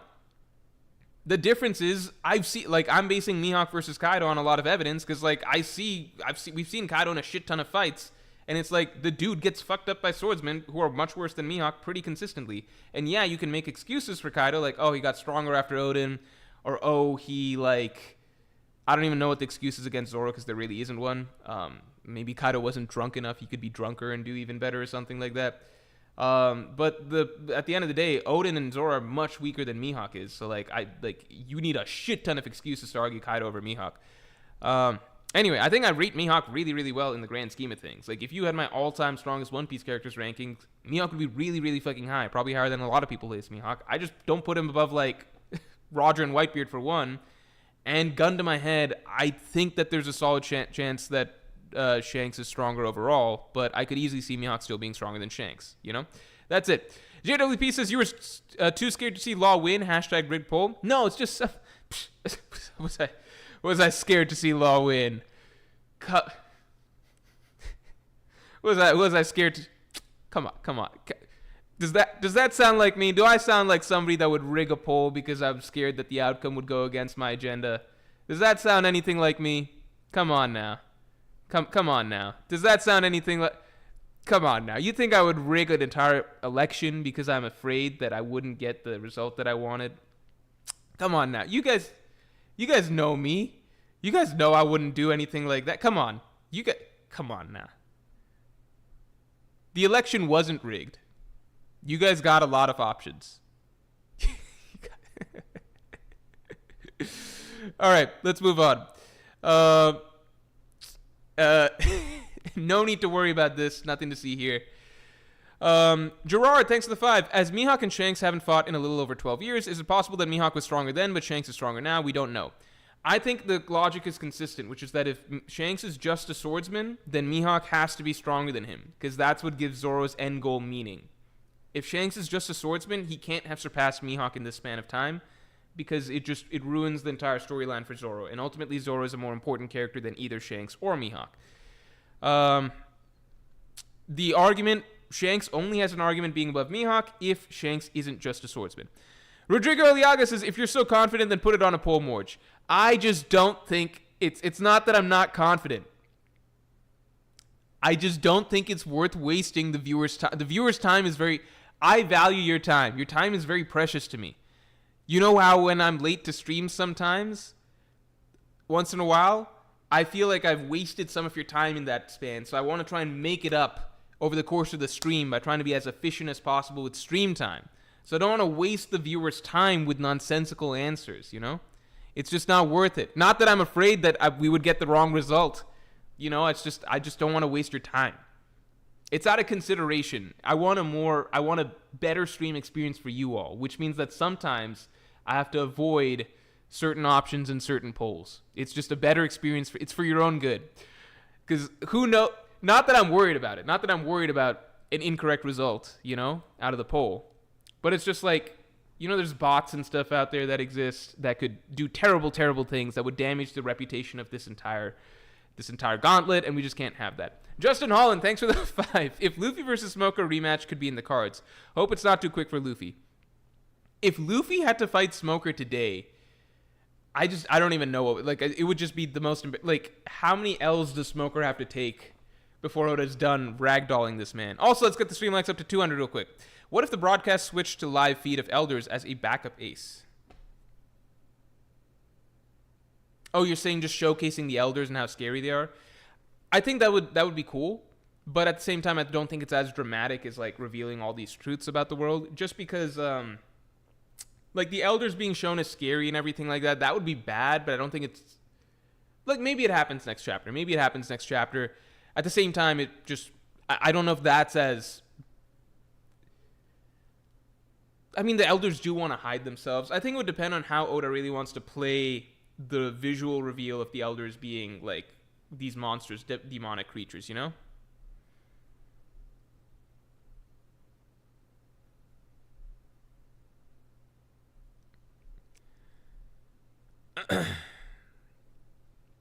Tav Myers, thanks for the 10, and thanks for your 3rd super ever. Suppose 6 out of 10 have Shanks stronger.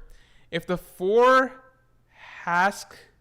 Hawk fans vote him last, plus want all abilities. Okay, hold on. You're breaking down basically statistically how it's possible that the polls played out that the way they did. Suppose 60% have Shanks stronger. 6 out of 10 have Shanks stronger. If 4 Hawk fans vote him last, plus want all abilities included.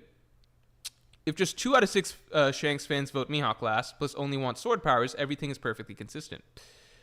Okay, I do agree. Look, I know that there was one crucial poll I didn't do, which is first I needed to lead with the poll of deciding, is this going to be all general stuff or just, if I was doing it technically correct, right? And this is, ultimately it's a stream. It's for entertainment to some degree. So it's funnier when things turn out a certain way. But I do know that if I was doing it technically correct, I would begin with laying out the groundwork of, hey, are we doing general, so all abilities included, or alternative, are we doing just sword abilities included? Then once we figure that out, then things kind of line up from there. Then I do the poll, hey, Shanks or Mihawk, and then we would likely have different results depending on if we had landed on just sword stuff or all ability stuff. So it does make sense, but, it is the way it is. I still think at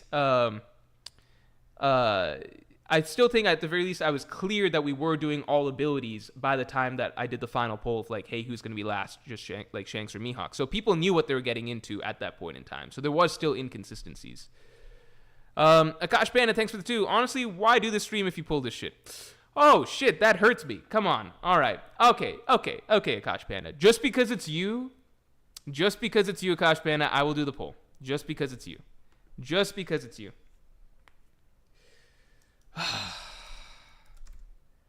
This does genuinely pain me, though. I'm only going to give 2 options again, though, but I think that they're reasonable options this time.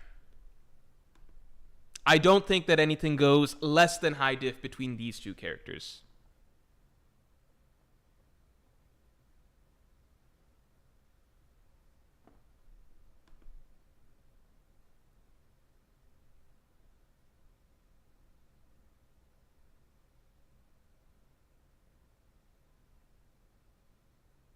So in retrospect, I think it was better that I did what I did and just automatically had Law lose. Because then that way Law fans get to cling on to the election being rigged versus just actually seeing their false god destroyed in the polls in real time, you know? Because then you guys could have clung on to your fantasy that, like, yeah, Law would have won that poll if things were fair. But look, things are fair now, and it played out pretty much the way it was supposed to play out. So even though it pains me to have done this poll, we did do it right. I think it would have been better for the Law fans to have clung on to not like the poll being rigged, because then you don't actually have to see the loss happen in actuality. Because then you get to... In actuality, the way that I did it was a win-win. Because Zoro fans get the win on paper, and Law fans get the moral victory of, like, Morge was just scared that Law would win. Therefore, Law would have likely won. Therefore, we don't have to see it in the polls. But now, unfortunately, you guys have to witness Law actually losing. So Zoro fans win because Zoro wins on paper. And then Law fans lose because they actually have to see the loss happen in real time in a non-rigged manner. Sometimes you got to be careful what you wish for. I will be honest, though, now that it's passed, I was very scared that Law would win. Okay, Newx7, thanks for the 5. More triggered than Luffy and Law by Kid at the end of Wano. Yeah. Certain topics do get me triggered. All right.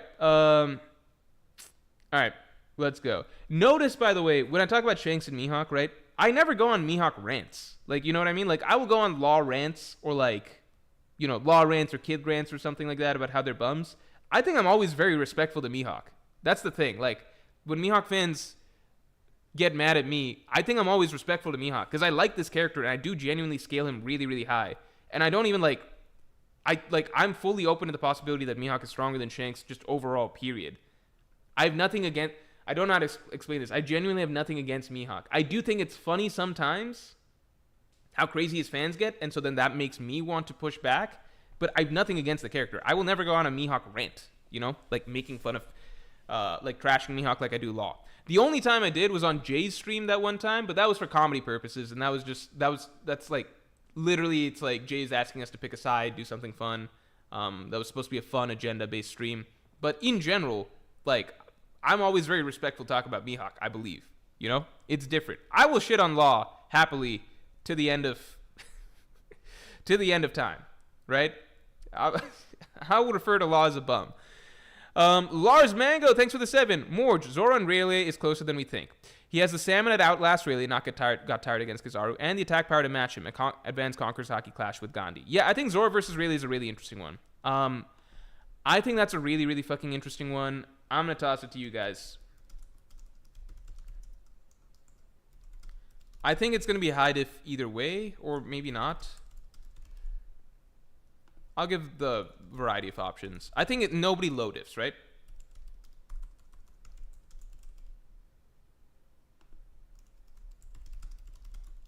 But I do think this one's interesting. I also imagine some people probably have Law above Rayleigh, but look, at least in this regard, I get to do the ordering, right? So, you know. Archer says you called Mihawk a terrible employee. Yeah, because he is a terrible employee, but that's not like taking shots at his strength. Law, I take shots at his strength, you know? It's just like when I'm ranting about characters, usually I'm shitting on them and their capabilities. That's being a terrible employee is not shitting on Mihawk's capabilities. If anything, it's a testament to his capabilities that, like, he was such a bad employee, but they kept him on for so long anyway, and he just did whatever he wanted.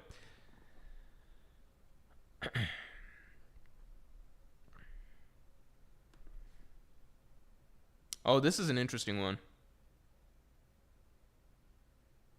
This is tight. I'm going to give this 10 more seconds. This is very tight. Are we allowed to do a draw? Are draws allowed in the Gauntlet? I don't think draws are allowed in a Gauntlet, right?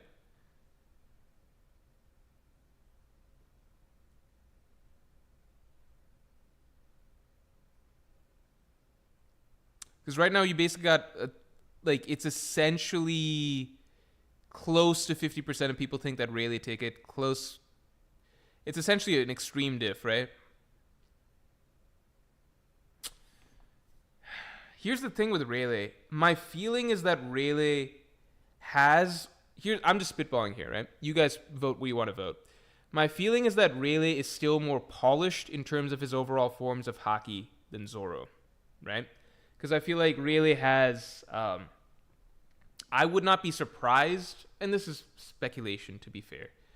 I would not be surprised, though, if Rayleigh has, future sight. If Rayleigh is just, more polished with, Rayleigh's been using Advanced Conqueror's Hockey longer, etc., right? The thing that Zoro has I wouldn't... Zoro's got the attack power down, right? Scarred Kaido, Advanced Conqueror's Hockey, all that stuff. He's got the attack power likely down, but Rayleigh just seems like he's got the experience. He's likely just more polished and well-rounded overall in terms of types of hockey. It does look like Zoro basically takes this poll from you guys. My thought is that it would depend on Rayleigh's just stamina at the end of the day, right? It's just a stamina question. Because Zoro, one of his biggest strengths is that he can just keep going and going, right? Although, to be fair, it seems that Advanced Conqueror's Hockey with Enma's use does drain him to some degree. It feels weird, because the way I view it is that Rayleigh... I kind of view Rayleigh as, Admiral level light. Admiral level light. Admiral light, does that make sense? But that's also kind of where I view Zoro right now. Zoro above...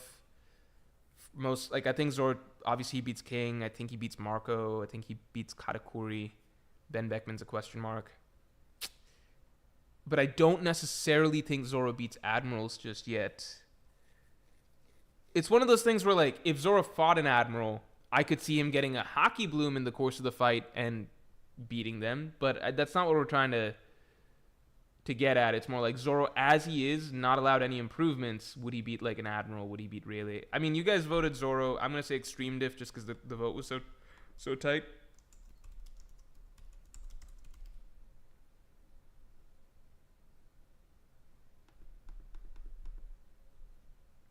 It's a very tight vote, but it looks like extreme diff. Okay, we'll roll with that. Akash Panda, thanks for the 2. Thanks. Aren't you happy to beat the allegations? I guess I'm happy to be viewed as an honest as an honest what's the word? Election runner? What's the word for that? An honest person, I guess, at the end of the day. I guess that's good. Ramen Stains, thanks for being a Yonko tier member for 20 months. Nah, no way Puffing Tom is doing well against any of these guys. I haven't heard that before, Puffing Tom. Look, if you had asked me before the Lucci fight, or during the Lucci fight going on, I think I would have had to give it to Law during that time. I think I would have had to shut down my agenda and give it to Law. I think I would have still put Zoro above Shiryu, because I think Shiryu's just ass. But I think I would have put him below Law, and I think I would have put him below Rayleigh and these Admirals. But because he got past Lucci, and he just had the clash with Venus Juro, I'm waving it away. Which is biased, but I think I'm open about that fact.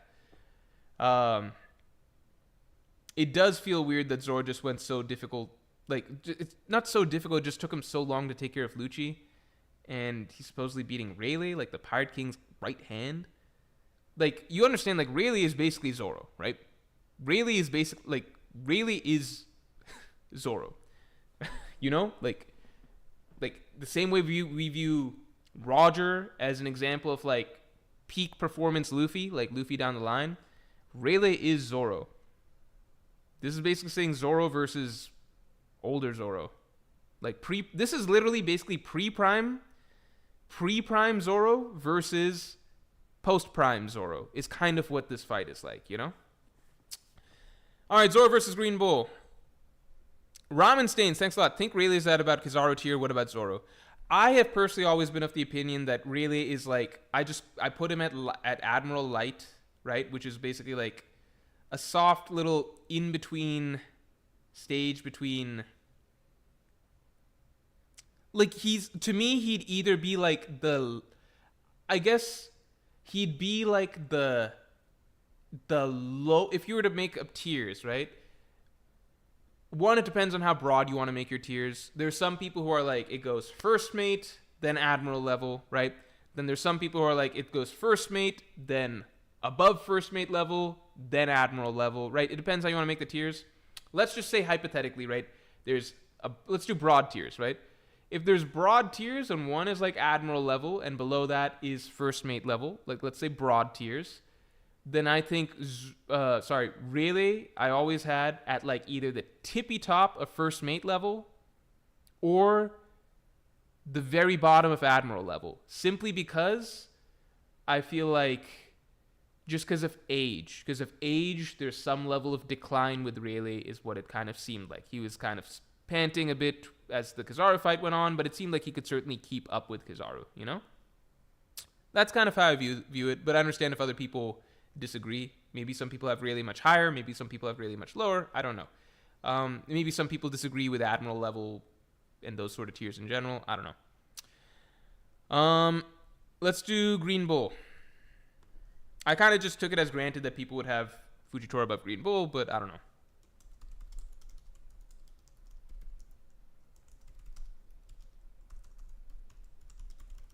I'm just gonna start with Zoro Extreme Diff. Green.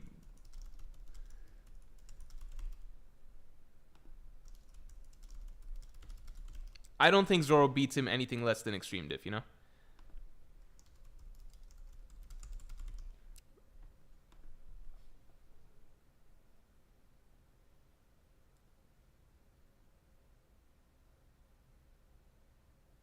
Also, let's get the stream likes up to 200 real quick.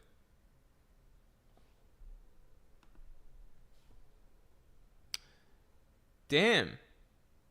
So people think that Zoro can beat Green Bull?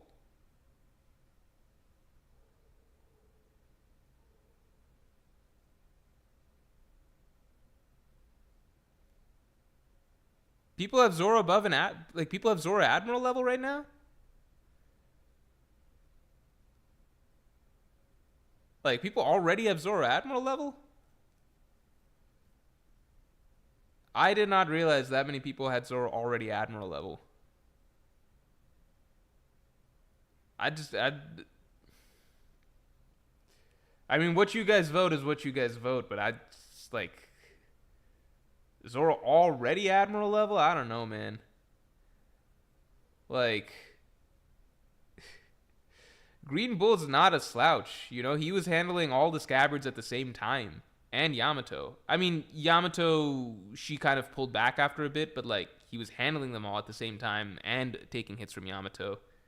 I don't know. Like, okay, let's take a quick look back. Let's look back, right? You guys are voting Zoro, so that's the way we're going to vote. I get it. But I do want to do just some homework, right? My bad. 1054, right? 1054. Okay. The fuck is this shit?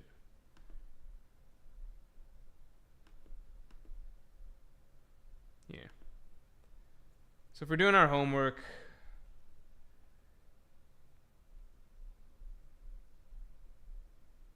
Okay, so here are Green Bull's feats, right? Green Bull's feats are...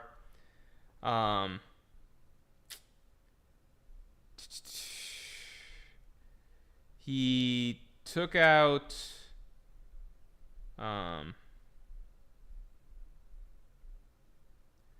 Green Bull seems to have pretty easily taken out King and Queen. It pierced King's skin. We don't know if the flame was on or not. I get people are saying that maybe they weren't fully recovered. I don't know. He seems to imply that, like, he views himself as significantly above them. But, I mean, every character's going to gas themselves up. This is a kind of crazy way for him to be introduced at the very least, but I get that people are like, well, they probably were at were not at full health and stuff like that. Then here you got like, this is a strong squad. Like, this is Nekamamushi, Inuarashi. They're basically Jack level, third commander level. Denjiro is basically right up there with them. Like, this is a strong ass squad. He does fight all of them basically at the same time. He takes a full hit from Yamato's haki, and he's pretty much fine. So he's basically fighting like he's squatted up against everybody. I don't know. Like, this is Green Bull versus like everyone, you know? It is, I don't know, it's something. And then the last thing to consider is here's the last thing to consider that people may sometimes forget, which is just that Green Bull was basically roughly equal to Fujitora. You know, because if you go here, Fujitora is injured and stuff like that. Fujitora and Green Bull fought, if you all recall. Like, they battled, and this is where Fujitora got its injuries from. So they're comparable. At the time I called the poll, Zoro had won. But I do think that I just think it's a bit early to say it confidently. I don't know. But it looks like Zoro, people think he's Admiral level right now. I don't think that's the case personally. But, you know, it is the voice of the people. You know what? This is the poll I should have rigged, not the law one. Okay. So then what about Fujitora? All right, guys, let's get the stream likes up to 200 real quick. Green Bull also captured Weevil off screen. Like, Green Bull's been good at everything that we've seen him in. He just he just shat his pants when Shanks showed up. That's the thing. But so far, he's never had a bad showing. And the highest difficulty fight he had was against Fujitora. And he did really well in that fight, too, it seems like, you know? Archer says technically it was 50-50. Yeah, but if I'm being fully fair, I think there was a point where I believe I might have been wrong. I think there was a point where I said, okay, I'm just gonna call it in a few seconds or something. And at that point, Zoro was winning. Like, I kind of have to give a bit of a cutoff point. I realized at the end that it was 50-50 when it ended, but you know, for the majority of it was. For the majority of it was Zoro winning that poll, and I kind of made the argument for Green Bull, which might have made people shift their votes down the line, but the goal was not that I shift the arguments. It should be your guys' stuff. Jajuan Corbett, thanks for the 5. If Luffy is Admiral level, then Zoro isn't. If Luffy is higher than that, Gorosei level, then Zoro is Admiral level. Sanji at first mate level by extension. I personally think Luffy is clearly above Admirals at this point. I think it's impossible to read Luffy versus Kizaru and Saturn and the way he handled them at the same time and think at all that if Luffy is getting serious in Gear 5th, I just don't think that there's any argument that, like, if Luffy is actually trying in Gear 5th, right? Like, not just goofing around, not just, like, you know, having fun, not just tossing Kizaru away because he feels like it. If Luffy's actually serious in Gear 5th, I think it's very clear that he is above Admirals at this point. I went too far.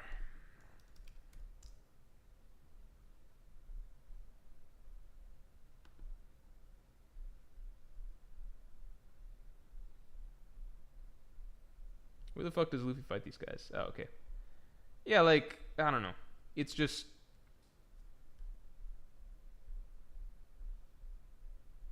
Like, come on. He's dodging attacks from both of them at the same time. He's essentially low-diffing them, right? This is pretty insane. I'm not going to judge the gap between... Like, I'm not going to use that to, like, decide how far off Zoro is. Because, like, Zoro and how far he is off from Luffy, it's going to change over the course of the series. It might go up, might go down, but his merits should be his own merits and feats, you know? Who's left? Fujitora. I'm gonna do the same thing again where I'm like the only option I'm giving Zoro is extreme diff.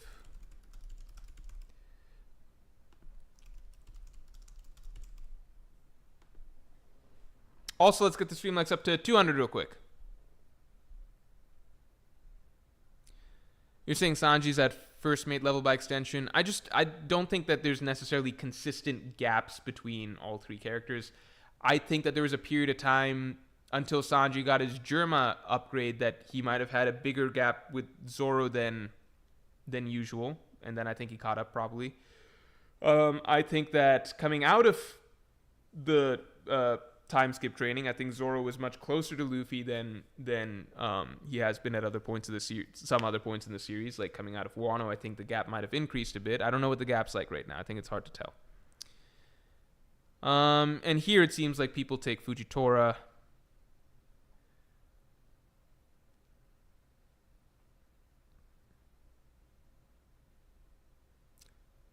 Okay, I'm going to put down Fujitora high diff, because even though the majority are saying technically 32% say Fujitora extreme diff, a lot of other people are also saying Zoro extreme diffs Fujitora.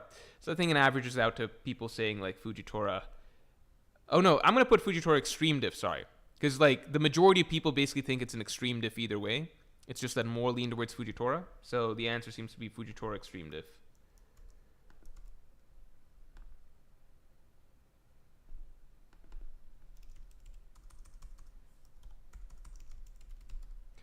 Alright, Fujitora extreme diff. Alright, then we get to Shanks and Mihawk and shit.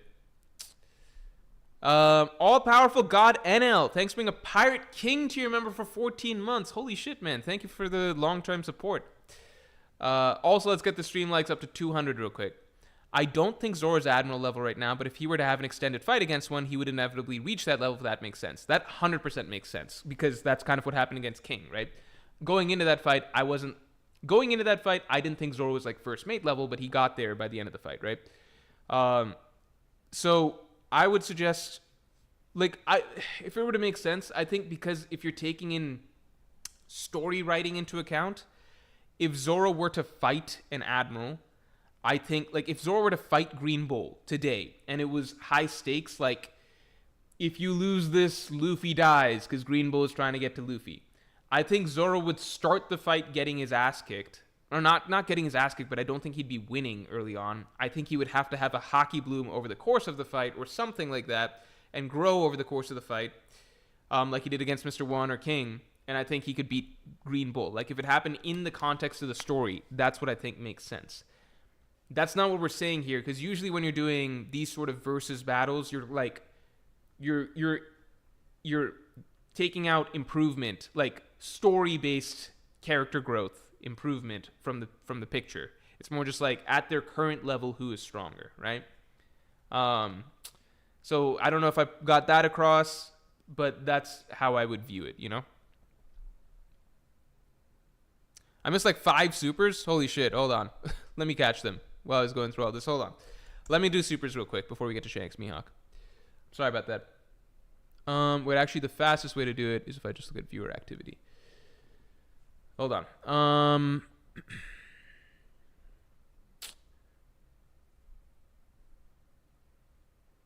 Okay, Reuchiya, thanks for being a Yonko tier member for 20 months. I know I'm late, but when it comes to Shanks versus Mihawk, it's a coin flip. The first one to make a mistake loses. Yeah, I could see that. At least, I mean, I could see that. I just think that, like, at the very least, in the context of the story, I mean, like, Oda's the author, right? So he's the author, and he's played up the rivalry between the two. So in his mind, he knows in his mind one of them wins, right? He's got one that's stronger in his mind. And he's established that in terms of, like, fighting with a sword, it's definitely Mihawk. The only remaining question is Shanks just a swordsman? If he is, then it's just Mihawk. Oda just thinks Mihawk is stronger, basically. So I don't know. Like, to me, it's not like they're... When people say, like, it's a fight that could go either way, like, it's a coin, like, who makes the first mistake, I'm like, well, that's treating it like they're real people. Like, this isn't like Mayweather Pacquiao, you know? These are real people. Like, these aren't real people. These are fantasy. These are ideas that the author has, and the author knows which one is stronger and who wins in a fight, you know? Isaiah Davis, thanks for the 5. Wouldn't every fight be considered a sword fight when facing a swordsman? If it's a sword fight, bet on Mihawk/Zoro. Well, it depends on how much the sword is used, you know? Like if Shanks is not using his sword in the context of a fight for whatever reason, or if there's lengthy sections of the fight where he's not using a sword, then you would say this isn't just a swordsman, right? If you say someone's the best swordsman, it's like they're the best in that category of fighting as a swordsman, right? It's like boxing versus UFC, you know? Did I miss anything else? Let me see real quick. King G, thanks for the 5. Morge, take off the blindfolds. Zoro has always been him in the story, tells it all. He's MC number 2. Wait, so what's the blindfolds? I agree with that. Have you heard me arguing like Zoro versus Law and stuff? Like, you know, like what's the blindfold? The only reason I'm talking about Zoro, if you're saying like I thought Zoro might lose to Zoro and Rayleigh, to me is a coin toss. I don't know, because it's like they're both like Rayleigh is just the concept of what Zoro would be like down the line, you know, when he's like the Pirate King's right hand, like the actual pirate, like when like end of game shit, right? It's just that Rayleigh is post Prime Zoro and Zoro currently is like pre Prime Zoro. That's it.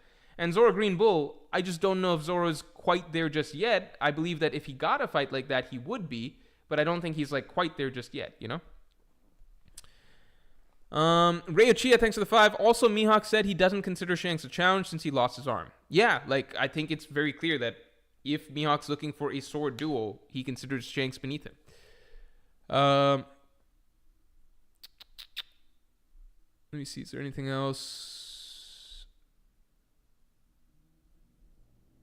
I think we're good. I think we're caught up. Oh, I got one more. Yerb, thanks for the 2 for your first, and it's your first super. I'm sorry, I don't think your comment came out, but I appreciate the support. Okay. Oh, message retracted. I guess it got retracted for whatever reason. Okay, let's go. Shanks and Kid. Shanks versus Kid was a negative. Yeah. A lot of people are like, Zoro's way stronger than Kid, but then those same people are like, oh, but Zoro and Law is like a toss-up. And it's like, yeah, but I think Law is supposed to be roughly as strong as Kid. Maybe Law's a bit stronger, but there's no way you read that Big Mom fight and like, oh yeah, Oda's definitely trying to portray Law as way stronger than Kid, and Kid is just this bum who's nowhere close. I think Oda's trying to portray them as roughly comparable in the Big Mom fight. So, you know, whatever your opinion of Zoro versus Law is, it should be somewhat similar to your opinion of how Zoro stacks to Kid, and that should play into how Shanks versus Zoro goes, you know? All right. Is this even worth? I'm not gonna give. I'm not gonna give this. Like, you guys gotta pick this. All right. You guys. Some people might be upset, but it's just not worth the.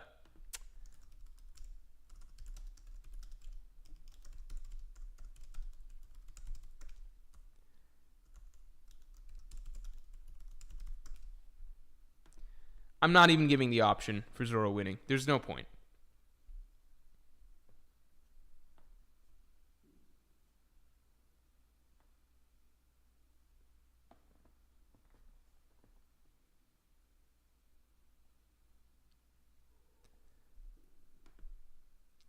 Damn.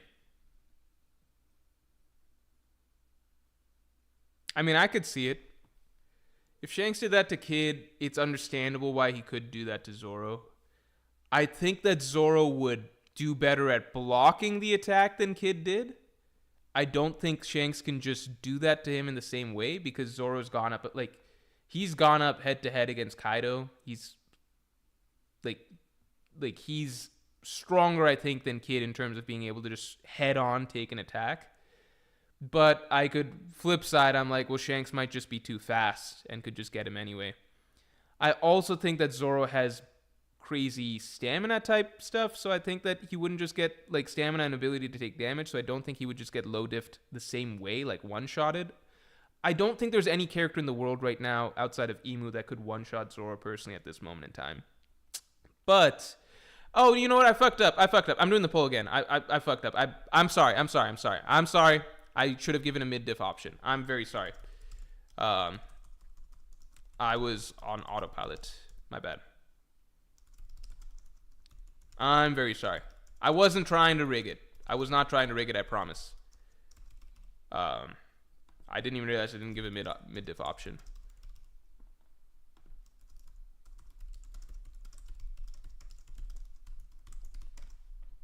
Because I was reading the poll and I was like, that many people think he would just get one-shotted? Because, like, I don't think there's any character outside of maybe Emu that could one-shot Zoro right now, you know? Just based on Zoro's capacity for taking damage. Okay, this seems more reasonable. I'm sorry. I'm sorry about that. That was a mistake. Shanks mid-diff makes the most sense.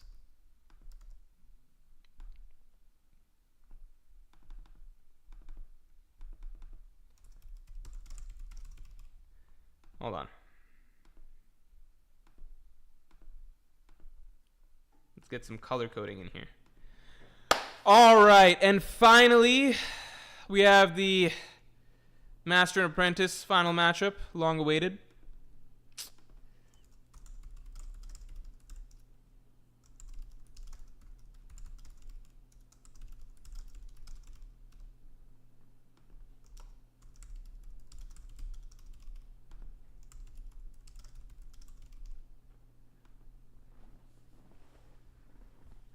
I swear to God, if you guys are not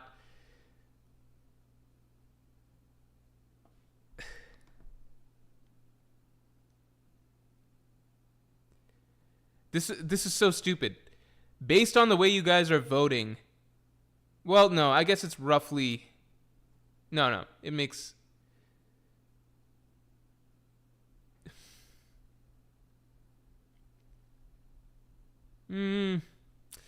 whatever. It's somewhat consistent the way you guys are voting between Shanks and Mihawk. Either way, you guys think it's a mid-diff again. It's consistent. It's consistent. Okay. So people think Mihawk would mid-diff him right now. I think that makes sense. I'm on board with that.